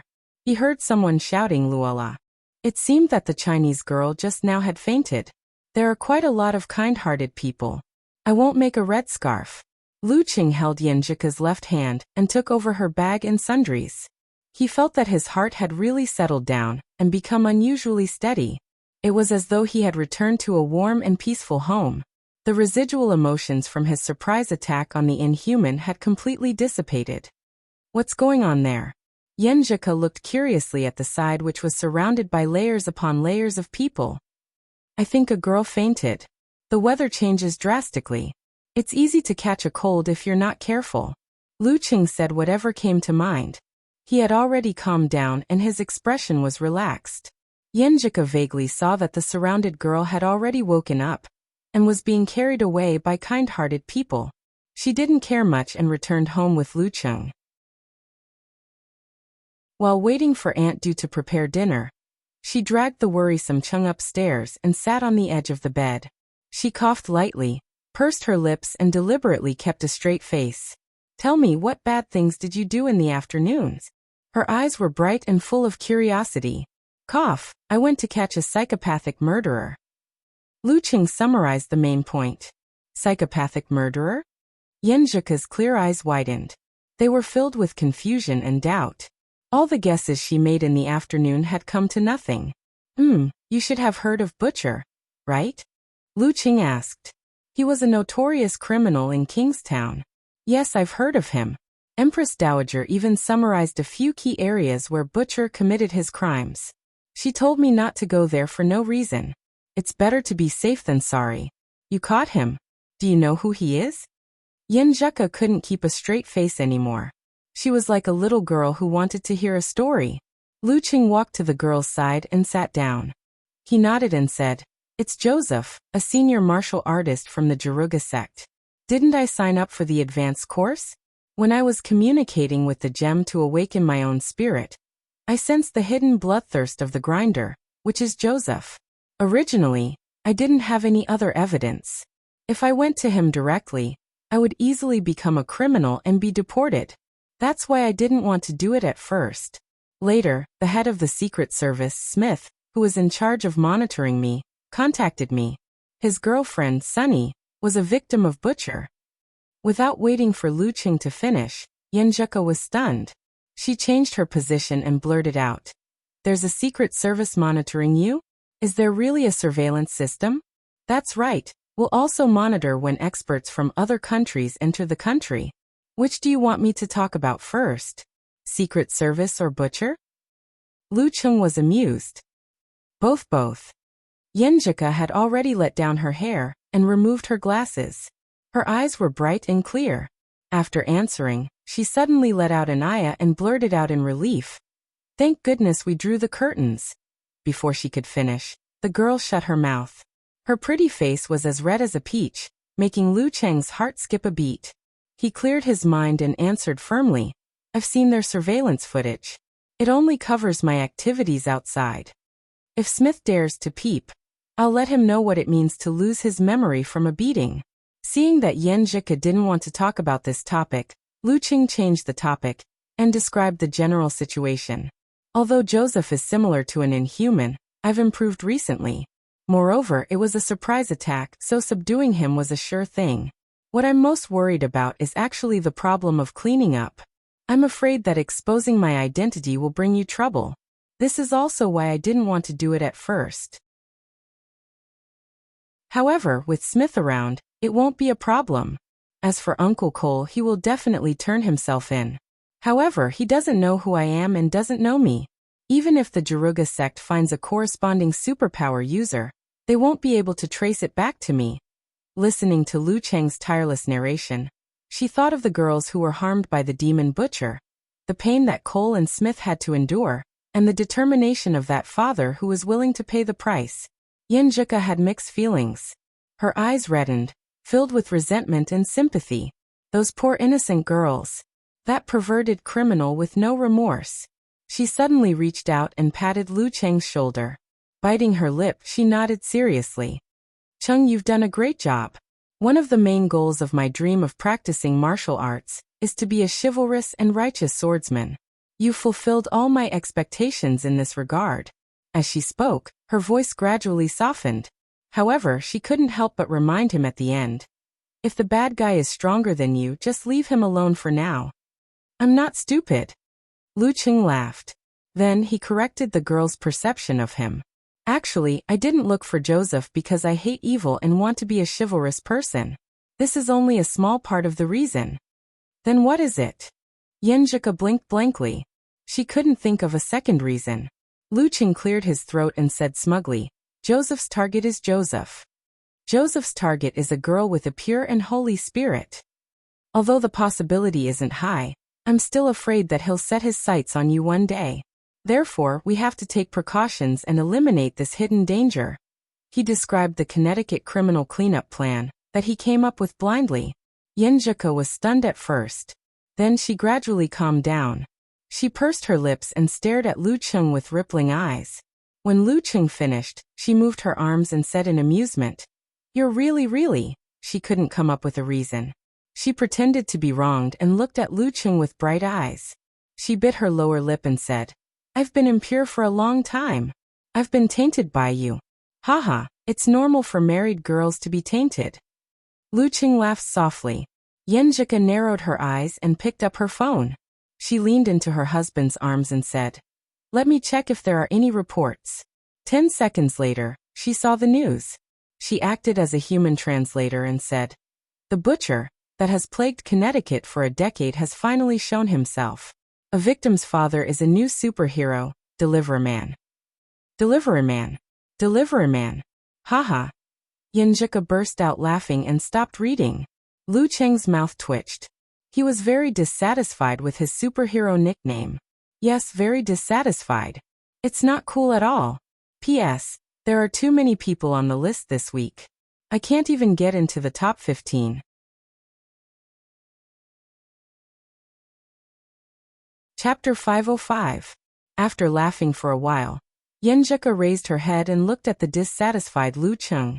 She deliberately frowned and said, I remember you said you would be my personal delivery boy. Didn't you say you would only deliver food to me? You liar. As she spoke, the corners of her mouth curled up again. Unable to keep a straight face, Lu Cheng reached out and held the girl's waist. He cleared his throat and laughed. I didn't deliver takeout to Joseph. Don't tell me I should tell him. Sir, your severe warning has arrived. Your Emperor Yen force has arrived, and the DF-21 you ordered has been launched? Cheng, I realize you're getting better at talking. Tell me, did you learn bad things from Talker? Yenjika laughed and leaned comfortably in Lu Cheng's arms. She picked up her phone and read the rest of the news. When the police arrived, the living room of the villa was covered in blood. Joseph's body. She couldn't continue reading. She felt her appetite disappear instantly. Lu Cheng lowered his head and saw the few lines of words with his strong eyesight. Cole vented his pain and hatred to his heart's content. He drained Joseph's blood and dismembered his body. He even tried to chop it up and burn it, destroying everything beyond recognition. Lu Cheng sighed and clicked his tongue as he watched. At the same time, he was even more certain of the subsequent developments. If that was the case, the coroner probably wouldn't be able to discover that Joseph had been frozen. Pure explosions and flames were mostly controlled by experts. Cole also completely destroyed the villa's surveillance system. The experts couldn't recover the damage. Yenjika skipped the first part of the news and translated the following description. Cole truthfully confessed his crimes, but didn't mention the deliverer man. Even if the relevant personnel used superpowers to induce him, they couldn't find anything. We can make an outline of the deliverer man. He's good at computers and is a very good hacker. He can hack into the police system and cut off the connection between the alarm system and the police station. He's very good at fighting and is stronger than the veteran martial artist Joseph. He has the superpower to create explosions. He likes to dress up as a delivery boy. After reading, Yenjika pursed her lips and looked at Lu Cheng. She nodded seriously and said, based on what they listed, even your wife wouldn't recognize you. They're thinking too much. Lu Cheng shook his head, amused. That's for the best. As a person with a big heart, he had already forgotten that unimpressive nickname. At this time, Duyan finished preparing dinner and urged them to go downstairs. Affected by the news, Yenjika only ate a little, while Lu Cheng ate a lot to make up for his previous consumption. After dinner, the girl turned on her computer and busied herself with reports. Lu Cheng took the menu, lit the table lamp, and sat beside her. Sometimes he would study cooking, sometimes he would look up news, sometimes he would watch videos of the Jaruga sect, and sometimes he would turn his head to admire the girl's soft and beautiful side profile. Your report looks quite complicated. After a few glances, he sighed. Fortunately, there's no rush. I'll hand it in next week. Right now, I'm just doing a simple preliminary research to facilitate tomorrow's group discussion. Yenjika tucked her hair behind her ear, picked up the cup, and took a sip. She unlocked the screen of her phone and looked at the discussions in several groups. She blurted out, the girl who fainted just now is Huang Shiwen. Huang Shiwen? How come she fainted? Lu Cheng had heard of this name before. He knew that she was a classmate of his little fairy and was in the same training program. She was good at socializing and often invited his wife to parties, which annoyed her since she didn't like such occasions. She turned from tactful evasions to outright rejections. Yenjika looked at her husband suspiciously. Seeing that he was sincere and didn't seem to be faking it, she shook her head and answered, I don't know. Maybe it's because she has to play and study at the same time. She often stays up late and her health is deteriorating. Huang Shiwen fainted the moment Cheng showed up. Could it be that he secretly used a secret technique to help me vent my anger? No, I didn't say anything bad about Huang Shiwen to him. At most, I just complained that he was too warm and friendly. I couldn't stand it. Maybe Huang Shiwen had a guilty conscience and fainted after seeing Cheng? While thinking, Yenjika made a guess and felt inexplicably good. This is good. I didn't cause any trouble, and I feel like I've vented my anger. Because there weren't many tasks, she was quite relaxed. From time to time, she would chat with Lu Cheng and chat about other topics. When Lu Cheng saw interesting news or videos, he would also share them with her for fun. This kind of learning scene was very warm and comfortable. The only problem was that the efficiency was too low. Yenjika didn't finish collecting the simple information until it was close to 9 o'clock. It's all your fault. She looked at the time and kicked Lu Cheng lightly with her slipper-clad foot. You made me lose focus. Is this called fatale? Lu Cheng laughed and made fun of himself. After flirting for a while, Yenjika suddenly heard her stomach growling. She looked up and said in an aggrieved tone, Cheng, I'm hungry. As the exclusive delivery boy, it's time for you to show off. I didn't eat much for dinner because of that news. I promised to complete the task. Lu Cheng took out his phone and searched for a nearby 24-hour restaurant. There weren't many restaurants in Connecticut. Only a few were open after 9 o'clock. Seeing that he was searching carefully, Yenjika's dimples appeared. She suggested excitedly, Do you want me to go with you? I haven't eaten supper since I came here. Okay, I'll drive. You have a driver's license here? Lu Cheng blurted out in surprise. Of course, it's not hard to get a driver's license here. I followed Aunt Du in August and passed the test. Awesome, right? Yenjika raised her chin proudly. I admire you the most. Lu Cheng praised exaggeratedly. While they were in high spirits, the couple took the keys and drove out. They went straight to a 24-hour restaurant that Yenjika had heard about for a long time. It was famous for its local specialty pies. The night was hazy and the wind was blowing. It was quiet all around. The north of Connecticut was not as lively as the big cities. As the car sped up, Lu Qing had to remind Ke to stay steady and not step on the accelerator. After a while, a figure appeared at the intersection in front of them. He was wearing a black cloak and was dressed strangely. He was waving his arms to stop the car. What's going on? With her husband beside her, Yen Zheke was very brave. She stopped the car after muttering a few words and looked over in confusion. The cloaked man opened his mouth and spat out a string of words with some slang. Lu Qing was stunned. He only understood that the cloaked man was trying to say that there was danger ahead. When he communicated with Smith, he knew that Lu Qing was an outsider, so he would slow down and reduce his slang and non-standard grammar. What did he say? Lu Qing asked in a low voice. He said that the Black Forest area ahead is the slums. The security there is very bad. Robberies are common. Try not to go there during the day. It's more dangerous at night. He suggested that we take a detour. Yen Zheke translated dutifully and expressed her opinion. Although the surveillance network in America is very mature, due to various reasons, it's only limited to certain streets. For example, in the lower levels of the city, most of the devices are broken, and most of them are in disrepair. After pausing for a second, she glanced at Lu Qing and whispered, I have the superhero, the deliverer man, to protect me. I'm not afraid of bad security. After that, the couple looked at each other and smiled. They waved at the cloaked man outside. Thank you. Then, Yen Zheke turned on the turn signal and drove to another road. I can't let their good intentions go to waste. The cloaked man nodded in satisfaction as he watched them drive away. He felt a sense of accomplishment. Oh yeah. Why is he waiting there to remind people? Lu Qing muttered after a few seconds. Yen Zheke said with a smile. He said that he was a superhero. Although he was not strong and was not recognized by everyone, he always wanted to do something good within his power. Seeing that many people unknowingly entered the Black Forest area at night and suffered losses and even injuries, he stopped cars here every day to remind them. Lu Qing was touched by her words. He sighed with peace of mind. I think this superhero culture in the United States is quite interesting. Every country has its own unique characteristics. Yeah. Yen Zheke nodded in agreement. Then she frowned in confusion. But he's wearing a black cloak to stop cars. Other than people like us, who would dare to stop at night. No wonder he said it wasn't effective. That makes sense. Lu Qing was stunned. Yen Zheke left in high spirits and returned home when it was 9:40 p.m.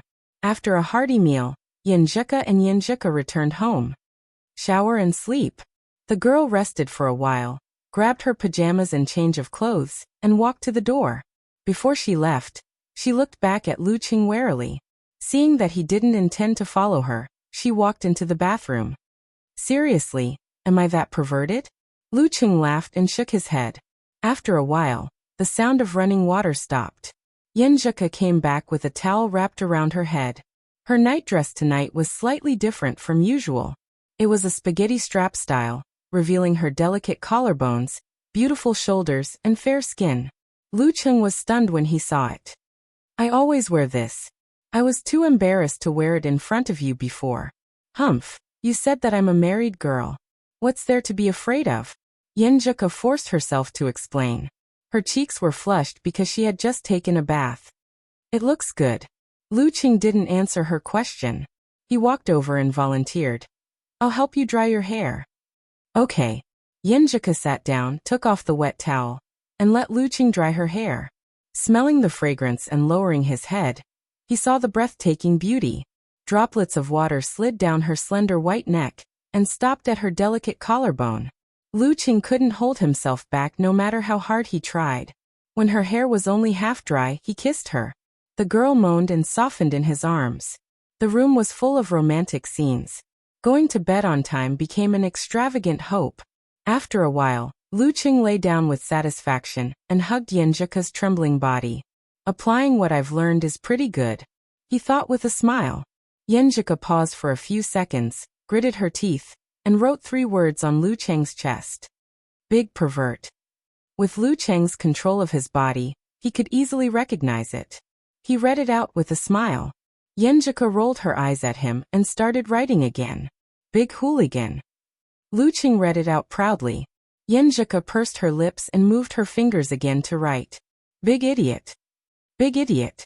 Big hero ha. Lu Cheng read them one by one, and turned his head to look at the girl. He found that Yenjika had already turned her head and looked to the side. In a dark corner of the street, Smith, who was on night shift, received a call from his superior. Any unusual movements from the target? Did he leave the surveillance? Asked the other side in a deep voice. Joseph was defeated by a new superhero. Every dangerous person in Connecticut was a suspect and had to be questioned. Smith answered without blushing or panting. No, he's very obedient. Very good. The superior didn't say anything else because he didn't think that Lu was suspicious. According to the available information, this dangerous person was no different from Joseph. The next morning, Lu Cheng continued his training. After everything was done, he sent the girl to school and jogged to the Msasi martial arts gym. He planned to participate in the class as if nothing had happened. $5,000 can't be wasted. I'll go to the Dragon Punch dojo in the afternoon to see the legendary Zhu something.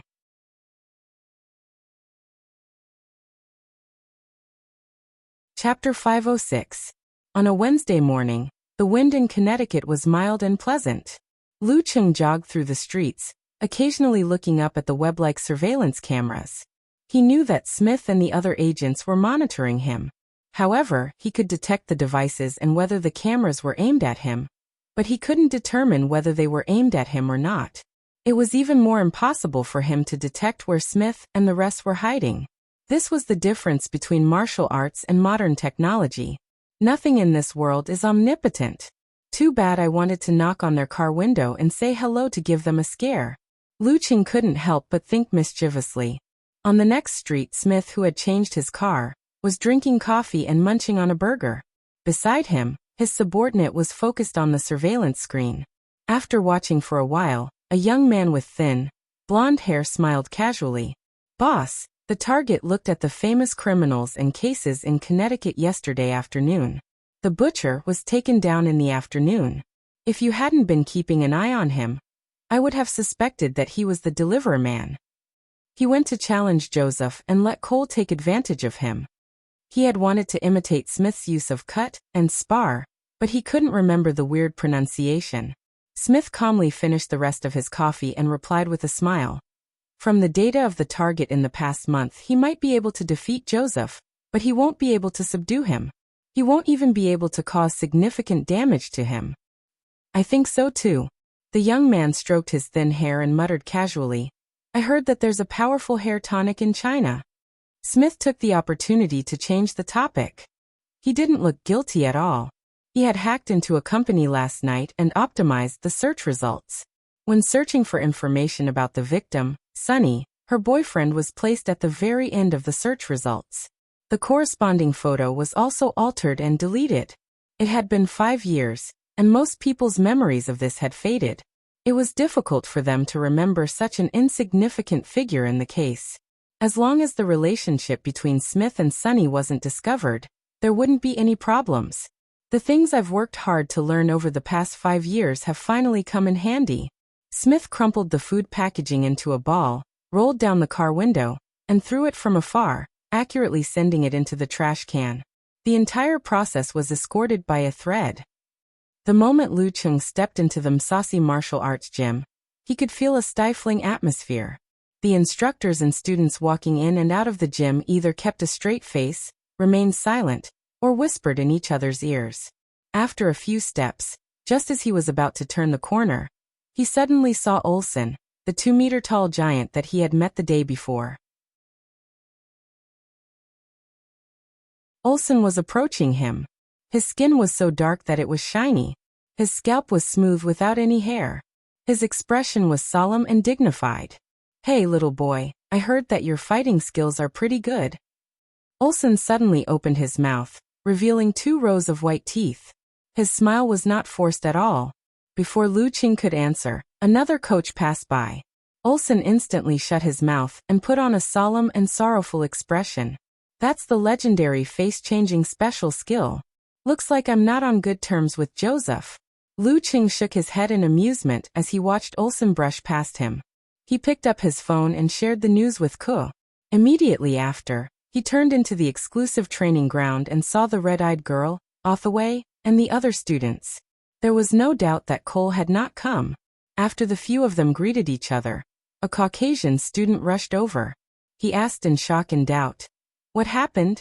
Why is there a demonstration outside and blocking the main entrance?"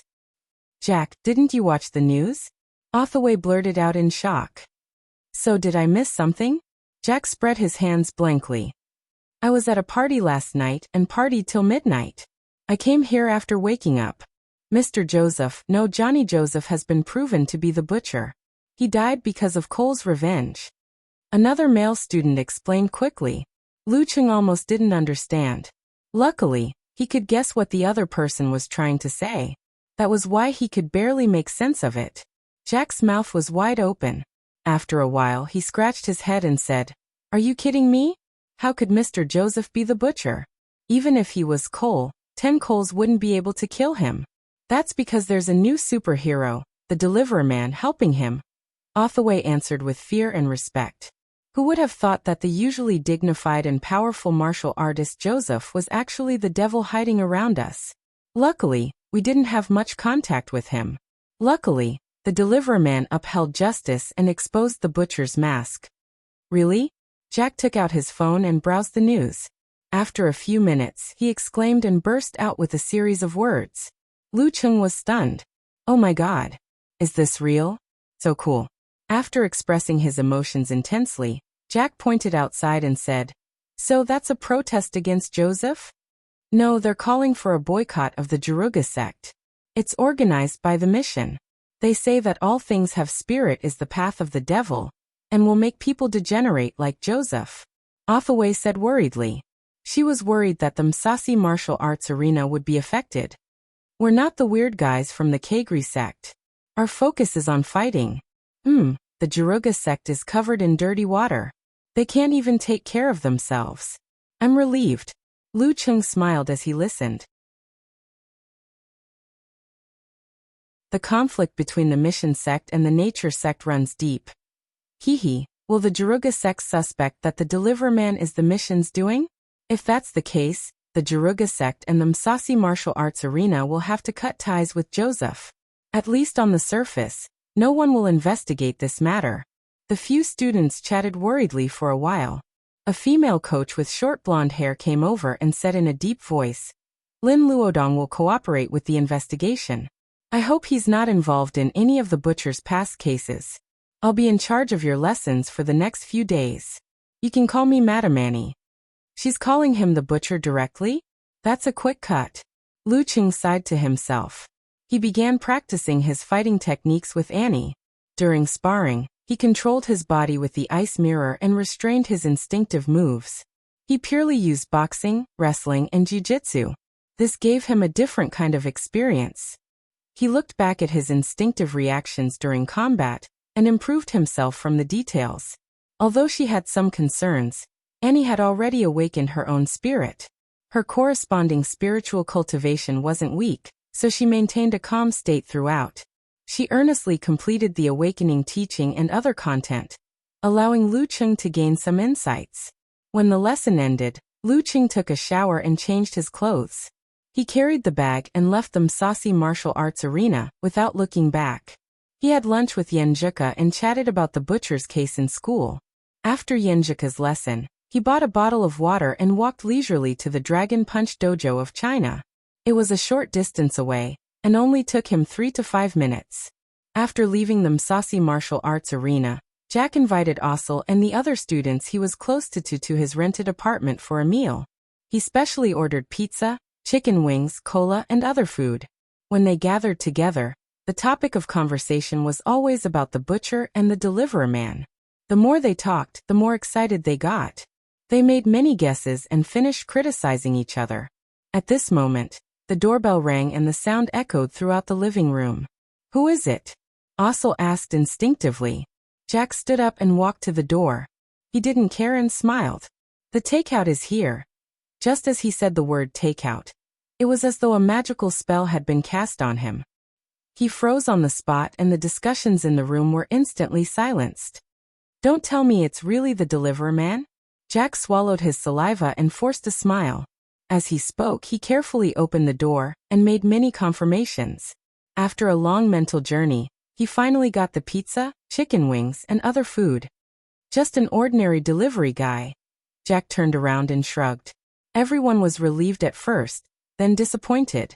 Similar scenes were happening in many places in Connecticut.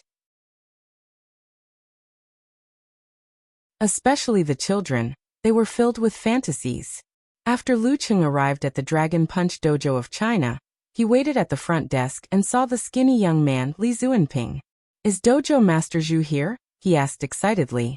Li Zuanping was all smiles. He's here. He's doing a demonstration. If you were an hour later, he would have left. That's good, that's good. Lu Cheng nodded with a smile. He followed Li Zuanping into the training grounds and saw layers and layers of people in front of him. There were white, black, yellow and brown people. Watch carefully. If you sign up, there will be many more opportunities like this.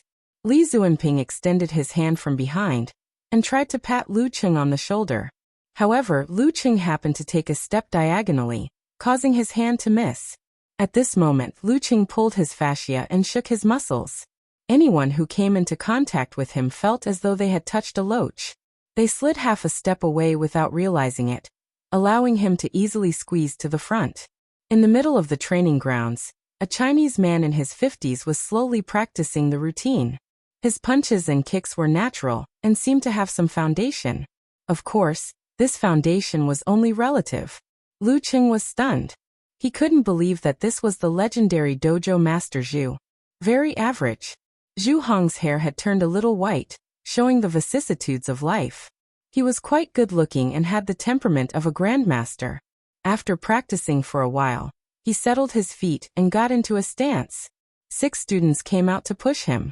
Before Lu Cheng could react, 4 muscular men had already entered the training grounds. There were white and black people. Then 2 excited students joined the team. They lined up in a row as though they were participating in a tug-of-war competition. The latter pushed the former, and in the end, they pushed Zhu Hong's palms. Yaya!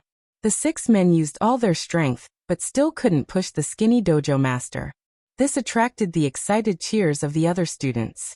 Lu Cheng, on the other hand, was at a loss with his mouth half open. From the changes in his waist, abdomen, and legs, only the 2 at the end had exerted their strength. Not only did the other 4 not help, but they even slowed him down and offset his strength. Are they King liars? The corner of Lu Cheng's mouth twitched.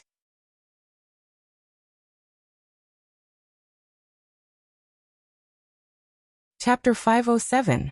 After watching for a while, Lu Cheng was both annoyed and amused. He wasn't in the mood to waste any more time. If one were to say that Gym Master Zhu was a complete liar, that wouldn't be the case. He obviously had a decent foundation in martial arts. Back in the day, he was probably only a piece of paper away from the Danqi realm. However, due to his advancing age, he no longer had any hope of making a breakthrough. Although the dragon fist he created couldn't be said to be stunning, it was still a combination of techniques from several countries. It was simple and powerful, and was suitable for beginners. Given his situation, it wouldn't be difficult for him to set up a martial arts dojo in Chinatown near Connecticut University to earn some retirement money. However, if he wanted to make a name for himself, set up a signboard, set up a chain, and earn a huge sum of money, that would be beyond his reach. He could only rely on trickery to make up for his lack of martial arts. He could only rely on exaggerated performances to win over those who shared the same roots or the local masses, who yearned for the mysterious martial arts of China. From a practical point of view, Dojo Master Zhu was a great success, gaining both fame and fortune. On one hand, it was because he was very rational and clear-headed. He never had any conflicts with the local tyrants like the Jaruga sect, nor did he try to snatch their resources. He only took in those who were eliminated. On the other hand, normal challengers couldn't do anything to him. Moreover, There were also strong and sturdy disciples who had received the true teachings to take care of him. On the other hand, whether one could master martial arts or not depended on one's master. Even if a student failed, there would be plenty of reasons to explain it. No one would find fault because of this. Just like the Musashi martial arts gym, there were also a large number of failures. Gently shaking his head, Lu Cheng seized the opportunity when the performing student's center of gravity changed when the crowd's cheers reached its climax. He drew in his qi and blood and channeled it into his left leg, causing it to swell and thicken. Lu Cheng stomped on the ground and flipped forward. Suddenly, the arena shook and trembled. The tall white man standing in front of Zhu Hong lost his balance and fell, leaning towards dojo master Zhu like Mount Tai. Zhu Hong's expression changed. He pushed his feet inward, twisted his knees, swung his hips, and braced his arms to withstand the fall. However, the students behind him were like falling dominoes, stacking on top of each other. Finally, he couldn't take it anymore. His center of gravity wobbled, and his body leaned backwards. He staggered a few steps back and sat on the ground. Thump! Thump! The 6 students all fell to the ground in a heap, staring at Zhu Hong with their eyes wide open. The surrounding cheers came to an abrupt end.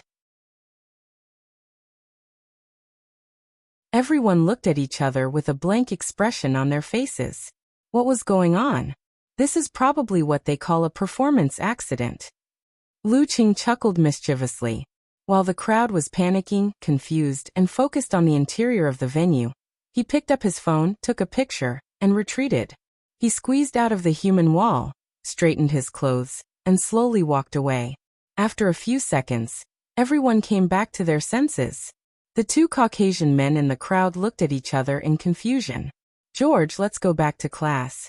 The brown-haired young man with a few freckles on his face glanced at Zhu Hong, who hurriedly stood up and said disappointedly. The shaking of the field and the fall of the students were very close together. In hindsight, it was easy to confuse the cause and effect and think that the latter was the cause of the former. The blonde youth with thick arms and a clear devil tattoo sighed and answered, "That's right." "Good." Sigh, even in Cathay, there aren't many people as powerful as Peng Helu. Not to mention those who were willing to come to a foreign land. After leaving the Dragon Punch dojo, Lu Cheng strolled around the nearby streets aimlessly. He shared the incident with Yen Zheka along with the picture. "Poor dojo master Zhu. He must be drawing circles and asking who I offended. He will most likely suspect that it's an old enemy or a competitor from the dojo. He definitely won't think that it's some guy who has nothing better to do," said Yen Zheka. "It's hard to say if he'll realize that someone is messing with him. Maybe he'll think that it's a performance accident." Lu Cheng put quotation marks around the word performance. "Haha, I'm thinking. If that so-and-so knew that someone's true motive was to prevent trouble before it happened, and that it wasn't too far away, what kind of expression would he have?" At that moment, the conversation between Lu Cheng and Joseph appeared in Yen Zheka's mind. This time, Lu Cheng didn't say that he had nothing better to do. Instead, he answered frankly, "For my wife's safety, I have to get rid of the hidden danger in advance." What kind of reaction would Joseph have then? If it were me, I'd definitely ask, "Who's your wife?" and get a weird answer of, "You don't know her." After a series of weird conversations like, "Do I have anything to do with her? And I don't think so." He'd feel extreme absurdity and endless anger.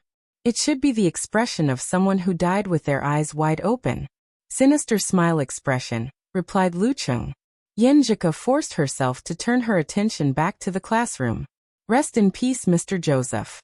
It's my fault for coming to Connecticut to study." After this conversation, Lu Cheng thought of his Connecticut criminal cleanup plan again. Hence, he leisurely started to filter out possible targets. Nightmare was stronger than Joseph. He hadn't locked onto a suspect of any value. He couldn't even find out who he was, let alone pay him a visit. Furthermore, his crime area was only in the slums, so he could effectively avoid him. The others were either people that Aunt Du could handle, or they wouldn't involve Ko at all. There were only 2 that could pose a threat. One was Mizuski of Polish descent. His skills were only passable. He was the boss of a mafia in Connecticut. He was involved in arms smuggling and large-scale drug trafficking. He worshipped spirit cultivation and liked to use drugs to control girls, lure the innocent, and hold wild parties. In some situations, strength couldn't prevent everything. Mizuski had been caught a few times, but he had taken precautions in advance. He had his capable subordinates take the blame and go to jail. He was still at large. One of them was called Pavel. He was a member of the church and a grandmaster of martial arts. Due to the fact that he had violated young children and young girls, his current whereabouts were unknown. There were rumors that he was hiding in the famous Holy Top Church in Connecticut. However, in the absence of evidence, no one dared to search for him, even superheroes. Thinking of this, Lu Qing turned on his phone and sent an email to an inconspicuous mailbox. He asked Smith to provide more information for his reference. If there was a good opportunity and there weren't any consequences, he could try. If not, he wouldn't think about it for now. The butcher incident was at the cusp of a storm. It was better to avoid it for a while. Smith opened the door and got out of the car. He stretched his limbs and walked to the cafe.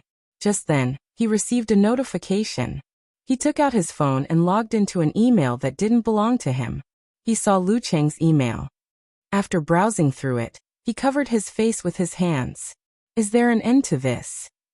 However, if this happened a few more times, everyone's attention would be diverted from the butcher case to the follow-up.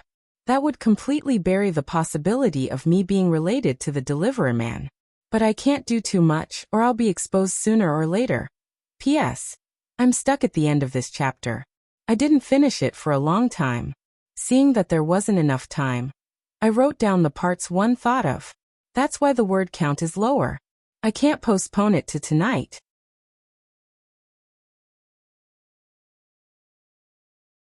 Chapter 508. In China's Dragon Punch Dojo, a gloomy Zhu Hong and a few of his disciples were checking the surveillance cameras, looking for clues. After confirming that there wasn't an earthquake, they were wary of any possible mistakes. Master, this guy is very suspicious. He left after taking a picture. Shouldn't he be enjoying the show? Said a disciple who shared the same roots as Zhu Hong, pointing at Lu Cheng's figure on the screen. Another disciple nodded in agreement. Also, he knows how to avoid the cameras and didn't show his face. We can't see what he looks like. However, we can ask the people in this dojo. Someone must have seen him before. After a moment of silence, Zhu Hong suddenly reached out and turned off the screen. He said in a hoarse voice, "He's an expert. An expert who can cause an earthquake with a stomp of his feet. An expert he couldn't face directly." He turned to look at his disciples and sighed. "We have to admit what we did. There's no need to make a big deal out of it. It won't be good for anyone. Anyway, it's only affecting this dojo for now. Be careful in other aspects. Don't make any more mistakes." "Yes, Master," the disciples answered listlessly. They understood that this matter had to be dealt with quietly. They just couldn't take it lying down and wanted to find out who was the culprit. Now that they had calmed down, those thoughts of overestimating themselves also faded away. After Lu Qing enjoyed his afternoon tea, he opened his mailbox and saw Smith's reply. He said that Mizuski's fighting standard, even with the addition of his spirit cultivation, was only at the formidable level. He wasn't even at the outstanding level. However, because of this, he was very careful about his own safety and was very careful when he went out. He wasn't like Joseph, who was strong and fearless. He was careless and careless, which made it easy for him to be ambushed. Mizuski belonged to the type that the entire Connecticut city knew that he was a mafia boss and the leader of villains, but there was no way to put him in jail. He knew this very well, so he was on guard everywhere and was very careful in everything he did. He did not want to be punished by a certain superhero one day. Most of the superheroes in the United States had their own ideas. They mainly focused on stopping crime and capturing criminals. They would not seriously violate the law and directly kill their targets.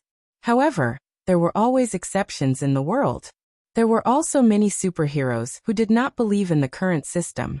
For example, the danger level judge. His slogan was justice. For this reason, Mizuski not only cultivated a group of capable subordinates, but also hired professional security company personnel with high salaries. He also won over 2 outstanding spirit cultivators. Supplemented by other investments, his defense could be said to be impregnable. Over the years, it wasn't that there hadn't been superheroes who had ideas about him, but they had all returned in defeat. Looks like the formidable level here is the level of those who have just entered the dance stage. Lu Qing made a judgment based on Smith's description, and recalled the information. According to Smith, with his strength, if he was willing to pay the price and ignore everything, there was still hope for him to kill Mizuski under heavy protection. However, if he did that, there would be no way to clean up the mess. He would leave behind many loose ends, which would be very troublesome. Therefore, he advised him to wait patiently and not be impatient. Once there was an opportunity, he should be notified immediately. Lu Qing was always an obedient person. He shook his head and threw the matter of Mizuski to the back of his mind. He started reading about Bishop Pavel. Smith was sure that Pavel was hiding in the Holy Top Church. However, that was the center of Catholicism in Connecticut. With Archbishop Kontsev in charge, it was impossible to sneak in. Kontsev, a formidable mighty one, was equivalent to a physical invulnerability expert. Connecticut was one of the few big cities in the United States. It was the financial center, so there was no shortage of physical invulnerability experts. Other than Kontsev, there was also Grand Elder Stephen of the Jaruga sect, Grand Teacher Cisco of Kagri, a spirit cultivator society that had split off from the Jaruga sect. There were also 3 participants in the top professional competitions. There was also a formidable one in the government security system. However, the information was confidential and rarely circulated. Due to various reasons, Smith felt that the time wasn't ripe to challenge Pavel. He believed that Pavel wouldn't be able to bear the loneliness, and would leave the Holy Top Church sooner or later. Then he would be monitored. A person who had been distorting his desires for years could restrain himself for a short period of time, but not for long. All right. Lu Qing couldn't help but laugh. He reformatted the letters in his mailbox and exited the app. He stopped thinking about Mizuski and Pavel and started searching for terms like spirit cultivator and psychic in high spirits. Yenjika only had one class in the afternoon, followed by a group discussion. Lu Qing didn't have to wait long before he received the news of the rendezvous. He hurried over and returned home with the girl. Just as they got out of the car and were about to enter the house, they heard a knocking sound coming from their neighbor's house. Looking over, they saw a middle-aged man with a light yellow beard mowing the lawn with a push weeder. Seeing the couple looking over, he waved and greeted them with a warm smile. Looking back at the messy and long lawn, Yenjika blushed and said, "I forgot to hire someone to mow the lawn for the past 2 weeks." Seeing that it was still early, Lu Qing got an idea and said eagerly, "Why don't I do it?" This was the responsibility of the main labor force in the family. "Sure, I remember there are weeders in the garage." Yenjika was also excited. It felt like a child playing house. Hitting it off, the two entered the garage and found a stack of machines. Then they took out their phones at the same time, lowered their heads and started typing away. After a few seconds, Yenjika stole a glance at Lu Qing and asked curiously, "Chung, what are you looking at?" "I'm searching for tips on weeding in America. Guide to lawn repair." Lu Qing showed the screen. "What a coincidence, me too." Yenjika's lips curved into a professional smile. After that, the two burst out laughing. They felt that they were indeed new teenagers who grew up in the age of the internet. Nowadays, it's a habit to ask the internet before doing anything. After some discussion, Lu Qing moved the weeder out of the garage. As he was preparing, he saw Yenjika hiding in the shadows with empty hands. "What are you going to do?" Lu Qing chuckled. Yenjika waved her fist solemnly and said, "I'm going to cheer you on." "You might as well cheer 666. Lu Qing couldn't help but laugh.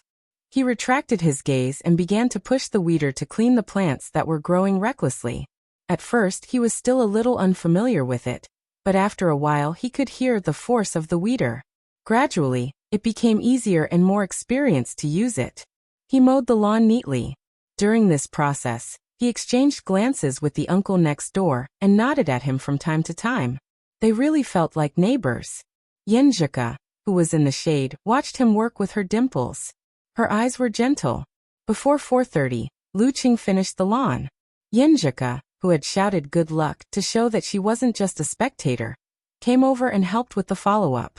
After busying himself for a while, Lu Qing glanced at his little fairy who had a strand of grass stuck to her face at some point in time. Why don't we cook tonight? I've already studied the recipe seriously. As he spoke, he reached out and pinched the weed, returning her beautiful face to her fair and clean face. But I haven't seen the recipe yet. Yenjika blinked. She wanted to try but was also a little nervous. What are you afraid of? I'll teach you. Lu Qing waved his hand generously and continued. Besides, you're so smart. It'll be the same if you read it live. That makes sense. Yenjika was full of confidence in her own intelligence. After informing Aunt Du, the girl took out an apron and put it on Lu Qing before putting it on herself. What should we do first? She asked with sparkling eyes. Stir-fried beef. Lu Qing flipped to the corresponding page of the recipe and placed it on the counter. Okay. Yenjika opened the fridge and picked up a piece of beef. After looking at it for a while, she said, "This is meat. Empress Dowager said it's most suitable for roasting and frying. The recipe says tenderloin." Lu Qing tilted his head and glanced at it. After a while, the girl found the tenderloin and watched a certain superpower user defrosting the ice with his hands. Lifting the kitchen utensils, Lu Qing controlled his body. The knife moved quickly, leaving afterimages. After a while, the tenderloin was reduced to strips of meat. My knife skills aren't bad, right? Lu Qing boasted proudly. Although I've never practiced knife skills, my senior sister is known as the Black and White Divine Knife. Awesome. Yenjika praised. She took out her favorite kitchen weighing tool and meticulously calculated how many grams of sweet potato starch, how much water, and how much oil were needed according to the recipe. She concentrated on mixing them with the shredded beef to make it more tender and smooth. Lu Qing started cutting onions at the side. Frost covered the onions and buried the feeling that rushed into his eyes. As he cut, he turned his head and looked at Yenjika, who seemed to be doing some important experiment. Looking at her plain white apron, he suddenly felt that Yenjika was also cute like this. Retracting his gaze, Lu Qing saw the same apron he was wearing. He suddenly had a strange feeling and couldn't help but laugh. What are you laughing at? Yenjika turned her head with a confused look. An hour or two ago, I was thinking about how to get rid of powerful criminals like Mizuski and Pavel. But now I'm busy cleaning the lawn, cutting vegetables, and cooking. Lu Qing described his feelings as he straightened the apron on him. While he was researching the lawn mower, he had already talked to his fairy about Mizuski and Pavel. Yenjika pondered for a few seconds before nodding solemnly. This is probably called being able to make a living in the hall and enter the kitchen. As she finished speaking, a light smile appeared on her face. In the evening, at a small gathering, Huang Shiwen, whose face was still a little pale, sat on the sofa in the corner with a glass of champagne in her hand. Hey, are you in a bad mood? A young man with dyed white hair walked over and asked with a smile. He was of mixed blood and had a pair of deep, dark eyes that were extremely charming. Can you tell? Huang Shiwen didn't know this man, and replied politely. The white-haired young man laughed softly and said, "You are jealous of someone and afraid of someone. Am I right?" "How did you know?" Huang Shiwen blurted out in surprise, full of shock. "Because I'm communicating directly with your heart." The white-haired young man raised his glass and took a sip. He said enigmatically, "Do you need my help to deal with them?" No need. Huang Shiwen shook her head in denial, shocked and scared. Yenjika probably didn't say anything bad about me, and Lu Qing didn't have any intention of dealing with me. There's no need to create more trouble. Okay. The white-haired young man didn't say anything else and left with a smile. Laura, what were you guys talking about just now? The host of the party, Jennifer, came over. Nothing. Huang Shiwen didn't want to talk about it anymore. Jennifer smiled and said, "He's a powerful spirit cultivator. You can ask him for help if you're in trouble." "Not at the moment." Huang Shiwen denied again. Jennifer nodded and said, "All right. Then let's enjoy ourselves to the fullest. Let go of the restraints of life. Let go of the outer layer of flesh, and enjoy the party to our heart's content. When it was close to the weekend, Lu Cheng suddenly received an email from Smith. Mizuki will be out for a rave party. There might be a chance.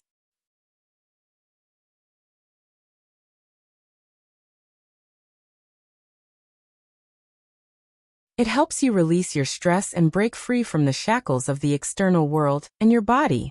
You can truly see your unique self and see your own gem-like soul. Not only will it help you relax and achieve a wonderful peace, it will also allow you to experience extreme happiness.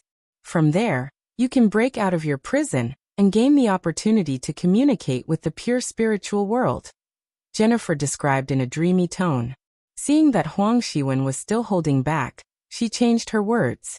This is the most popular party in the upper class. There are senators, lawyers, professors, and CEOs of various companies. The spirit cultivator you met earlier is their mentor. He's very powerful, much more powerful than a superpower user. Huang Shiwen's heart skipped a beat when she heard the words upper-class society, but she still had some doubts about it, so she didn't dare to ask more. At the entrance of the villa, after Mizuki and the two spirit cultivators boarded the bulletproof sedan, the professional bodyguards didn't immediately leave to board the black car behind. Instead, they stood guard by the 4 doors. As the bulletproof sedan started moving slowly, they held onto the door and ran in small steps, maintaining their previous positions. Only when the bulletproof sedan started moving did they retract their arms, turn around, and enter the second car that was moving forward but had its door open. The whole process was very professional. At this moment, a figure jumped out from the shadows outside the villa. He wore a baseball cap that was pressed very low on his head, and a pair of black-rimmed glasses rested on the bridge of his nose, covering half of his face. The exposed part of his face was sparkling, and the color was chaotic. His muscles were tight, and he was unusually thin. In the blink of an eye, Lu Cheng had reached the side of the bulletproof car, as if he had shrunk the distance between them. He gathered his chi and blood and exploded them, expanding his right arm. He opened his palm and pressed it hard on the trunk of the car amid the flames. Screech, screech, screech. An ear-piercing screech of friction sounded instantly. The rear wheels of the bulletproof sedan were pressed to the ground. They spun wildly at first, then slowed down rapidly. Golden sparks flew everywhere. Both of Lu Cheng's legs were pressed inward, and his muscles were exaggerated. His entire body's strength was twisted into one. Cracks appeared all around him and spread outwards. He pressed the button to stop the car that had already started moving. At this sudden change, the car behind instinctively braked, shaking the bodyguards and preventing them from reaching out their large-caliber pistols from the window. House, who was in the car in front, had already reacted. Dark flames flashed in his eyes, and a distorted shadow appeared in front of him. At this moment, Lu Cheng didn't make any unnecessary movements. He shook his left arm and stretched it out. His 5 fingers expanded, and his small muscles and veins bulged. He grabbed the door of the car's fuel tank with dark red flames in between. With the sound of metal breaking, the small door was forcefully pulled open. Lu Cheng took advantage of the momentum and stepped back, avoiding the shadow that came through the door and the bodyguard's bullets. They steadied themselves, extended their guns from the window, and completed a round of rapid fire. Lu Cheng retreated again and again. During this process, he suddenly swung his right arm forward and shot out a highly condensed and heavy fireball. It accurately ignited the shadow and drilled into the fuel tank. No. Witnessing this scene, Mizuki and the leader of the bodyguards let out earth-shattering screams. Boom. A huge explosion immediately sounded, swallowing all other sounds. A terrifying fireball rose from the inside of the bulletproof car and rolled out, tearing apart the steel plates, shattering the glass and burning fiercely red. It was magnificent to the extreme, but also terrifying to the extreme. The bodyguards in the car behind were momentarily stunned. Resisting the fear of a second explosion, they quickly got out of the car and split into 2 groups. One group was to chase and shoot in Lu Cheng's direction, while the other group was to try and rescue him. At this moment, the flames that completely covered the car in front suddenly split apart. A chilly wind blew in all directions and dyed the car green. In the car that was left with only the skeleton, Spirit Cultivator House's eyes glowed with darkness. His clothes were tattered, and his face was pale. He kicked open the broken car door and walked out. Shadows wrapped around his left arm, and his right hand pulled Mizuki. This mafia tycoon was bleeding from the corner of his mouth, and his body was covered in terrifying burn marks. Although his injuries weren't fatal, they were quite serious, and he almost fainted on the spot. As for the other spirit cultivator and his right-hand man, even though they were stronger, they were also in a bad state and had almost lost their ability to fight. Lu Cheng had retreated to the back of the flower bed. As the bodyguards got out of the car and House extinguished the fire, he reached into his pocket with his left hand, took out a coin and flicked it out. Clang! The coin was distorted, creating a streak of reddish gold sparks that shot towards Mizuki like lightning. House cursed under his breath and threw Mizuki at his feet. He extended his palms forward, creating more shadows to meet the bomb. Bam! The coin exploded into pieces. After piercing through the layers of shadows, its power finally faded. The bodyguards covered Lu Cheng's position with fire, forcing him to retreat again and leave the scene. At this moment, a bullet was fired from a silencer behind the crowd.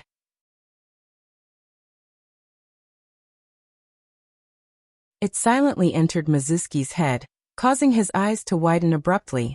His pupils protruded, and he lost control of his bladder. He died with a grievance. On the huge stone sculpture in the fountain, the shadow that had been lurking for a long time threw out a few thin threads that stuck to the corner of the villa. With a whoosh, it disappeared. Seeing this, Lu Cheng quickly retreated. He didn't want to stay any longer. After a few ups and downs, he had left the crowd far behind. After sprinting for a while, he suddenly stopped. The ice mirror of mind reflected a shadow that was following him. It was like a face, and it vaguely resembled House's. For an inhuman with a mutated body, it was easy to use superpowers within a small area. However, beyond a certain distance, there was no way to control it. Spirit cultivators, on the other hand, didn't seem to be restricted. Lu Cheng didn't bat an eyelid. In his mind, he sketched out the ancient army character, turned its murderous aura into a spike, and shot it at the shadow. This was something he could only do after his breakthrough in the ice mirror. It was also a simplified version of the 9 words formula, and similarly, it was a reduction in power in exchange for faster usage. With a poof, the spike hit the shadow and obliterated it like a nemesis. Ah! At the entrance of the villa, House suddenly let out a scream. Clutching his head, he fell to the ground in pain. His body twitched, and it was a terrifying sight. The bodyguards looked at each other for a few seconds. Just as they were about to start rescuing him, the flames in the car flared up again, causing a second explosion. Boom! The loud explosion scared the men and women in the villa. Some called the police, while others tried to peek outside. Don't be afraid. With Mr. House around, it won't be a problem. Jennifer comforted Huang Shiwen. There's also Mr. Zaire. He's a powerful figure with a reputation. Zaire was Mizuki's alias. Is Mr. House very powerful? Huang Shiwen asked in trepidation. Very powerful. He's a very, very powerful spirit cultivator, Jennifer confirmed. After waiting for a few minutes, the explosions and gunshots outside had stopped. They cautiously looked out the window and saw a luxury car reduced to a skeleton. Mizuki and House were moved to the side, motionless. The villa was completely silent, and the atmosphere was oppressive. Huang Shiwen shook her head, feeling that this would be a nightmare she would never be able to get rid of. 2 blocks away, Lu Cheng met up with Smith. He changed out of his takeout clothes and sneakers, and turned them into ashes. Hearing the cracking sounds from Lu Cheng's bones, seeing him grow bigger and taller, bulging his facial muscles, and becoming more defined, Smith couldn't help but exclaim, "Oh, how magical!" "A little trick," Lu Cheng replied with a smile. After encountering gods in the void, his control over his body was enough to achieve bone shrinkage. Smith started the car and drove off into the distance. After a moment of silence, he said with trepidation, "I'm crazy. I've been a secret agent for 5 years, and I've never participated in any dangerous missions. Neither have I done anything that a superhero should do. This is the first time I've experienced it. A bullet was fired, and a life was lost.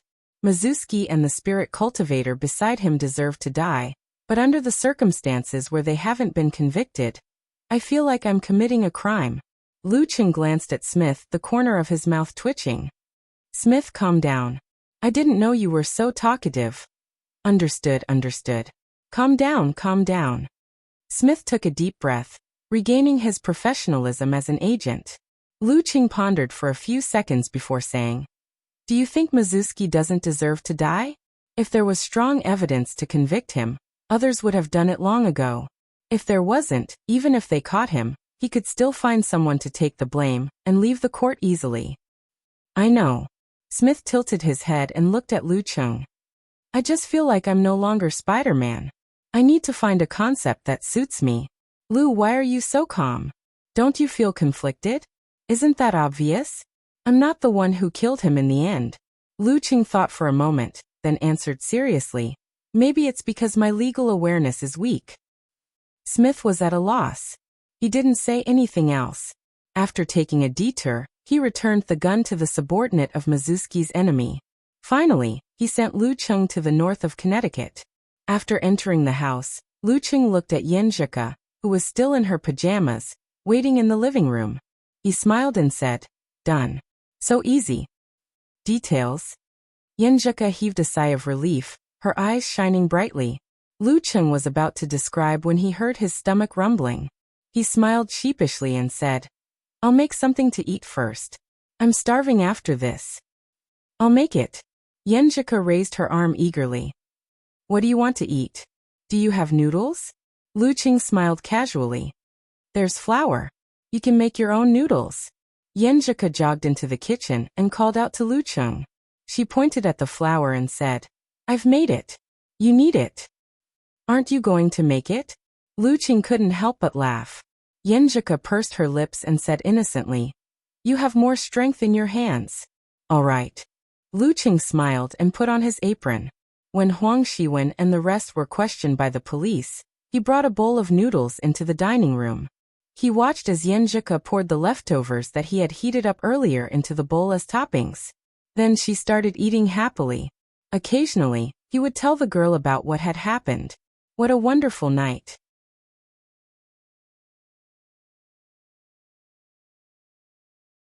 Chapter 510.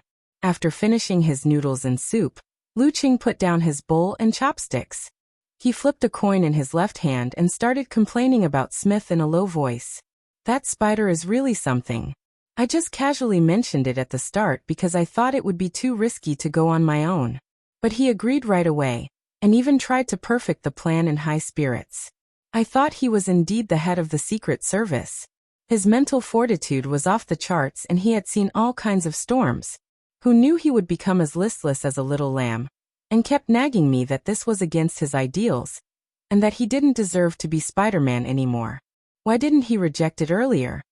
Yenjika rested her chin on one hand and listened quietly. Her black, jewel-like eyes looked at Lu Cheng from head to toe and then fell on his left hand, which was flipping the coins quickly. After a moment of silence, she said in an uncertain tone, Cheng, you're actually not very calm either, right? Huh. Lu Cheng was stunned and instinctively wanted to deny it. But when he glanced at the flipping coin, it was as if he saw his own heart in the same state. It looked calm and peaceful with only a slight ripple. But in fact, it was tense and surging in the depths. Yeah, after visiting Joseph, I couldn't help but abuse the mineral water bottle. It turned cold and then hot, then cold and then hot again. I only managed to calm down when I saw Ku. As a law-abiding student for more than 10 or 20 years, he was not like what he had said to Smith just now, that he had a weak awareness of the law and was a natural outlaw. What he longed for was never a life of fear and fear. Although he had experienced killing the ninth pin of the dark sect, and improved his adaptability at the edge of life and death, and tempered his state of mind, he was either involved or not involved. Plus, he had his sect to deal with the aftermath, so he didn't have to worry. It was fundamentally different from ambushing the butcher in a foreign country, or eliminating Mizuski. In the end, I'm just a fledgling in this aspect. And I don't really like doing things like this. Lu Cheng was stared at by the girl who seemed to be able to see through his soul. His thoughts were in turmoil and finally turned into a sigh. Come here. Let me give you a hug. Okay. Yenjika left her seat and walked to Lucheng. She allowed him to stand up and open his arms to hug her tightly. The familiar scent wafted into his nose and lingered in his mind. Her beautiful body was slender and warm. Their breaths seemed to resonate. Lucheng's heart slowly calmed down. He watched, as the feelings of anxiety, uneasiness, and tension slowly returned to the lake. There was no more undercurrent.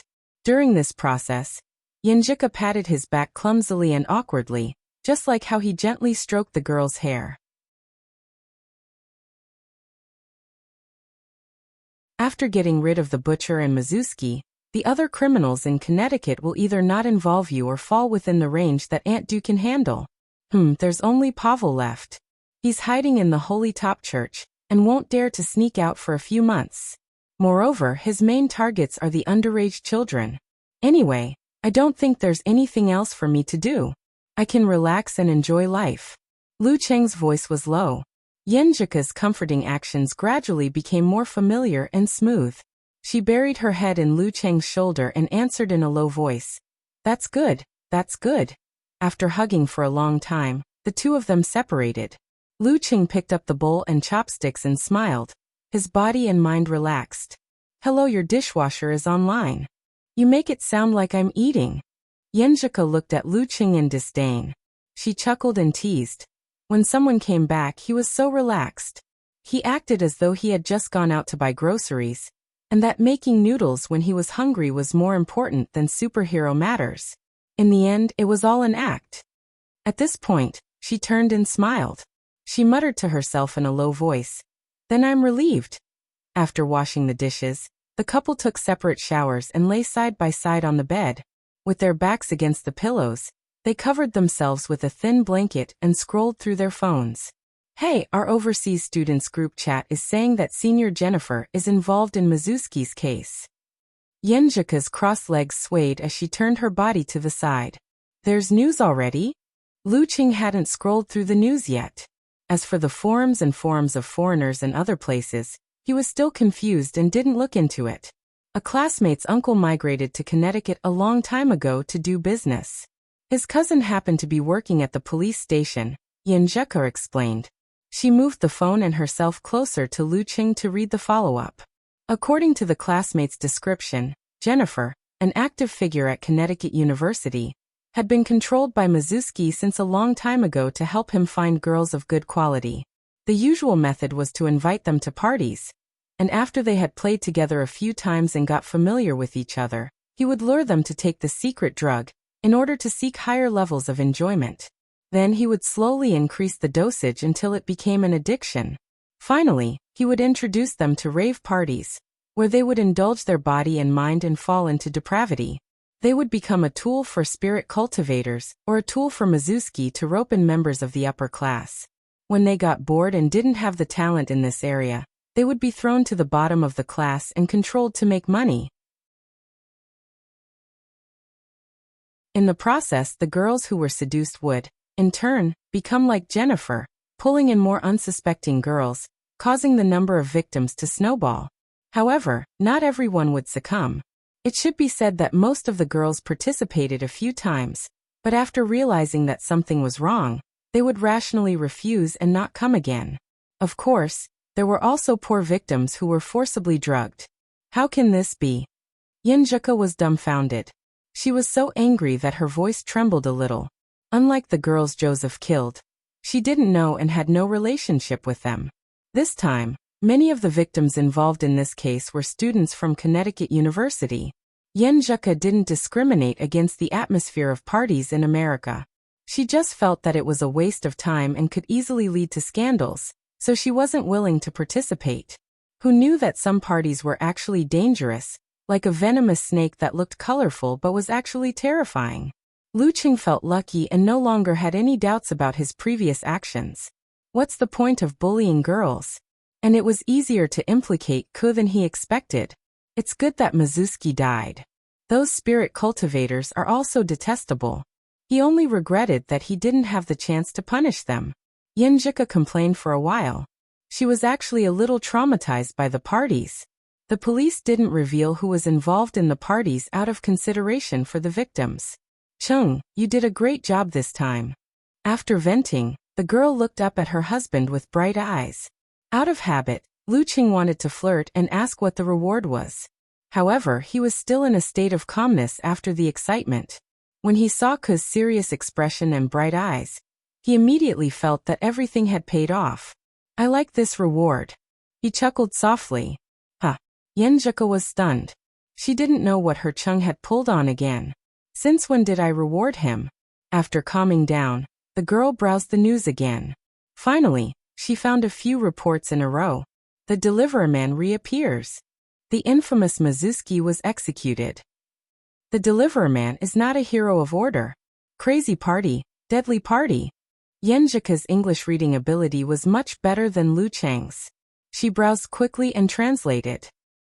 According to the investigation at the scene, the deliverer man had the help of powerful companions. This may be the reason why they could kill Mizuki while the other heroes couldn't. The surveillance equipment at the scene was damaged and couldn't record the key parts.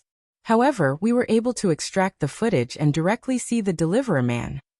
He is less than 1.7 meters tall and dressed like a typical delivery boy. He wore a baseball cap and very large black-rimmed glasses. His skin color was indistinguishable. He was the type with thin cheeks. He was good at making explosions. His hands were covered in flames, so no fingerprints were left. This basically matches the description in Cole's brief statement. Basically matches. Yenjika laughed and turned to look at Lu Chung. Her Chung was already 1.78 meters tall after his second puberty. He wasn't handsome, but he was a good young man with defined lines, full muscles, and a masculine face. If they are really the same, then I'll have a headache. Lu Qing laughed. He deeply felt that the bone shrinking skill was very useful. After chatting for a while, Yenjika translated the comments under the news. The American public was roughly divided into two camps. A group of people believed that the deliverer man was not a superhero, but an evil person. If he could kill the infamous Mizuki today without any evidence, he could kill someone else tomorrow based on his own judgment. Perhaps he could kill someone else tomorrow based on his own judgment. This was a factor that caused social unrest. They wanted to catch the deliverer man as soon as possible. The other camp believed that the American system was corrupt and hopeless. The judiciary had become a toy for the rich and powerful, and could no longer uphold justice. At this time, it required a brave knight to judge and punish the bad guys. They claimed that the deliverer man was their idol and a true knight.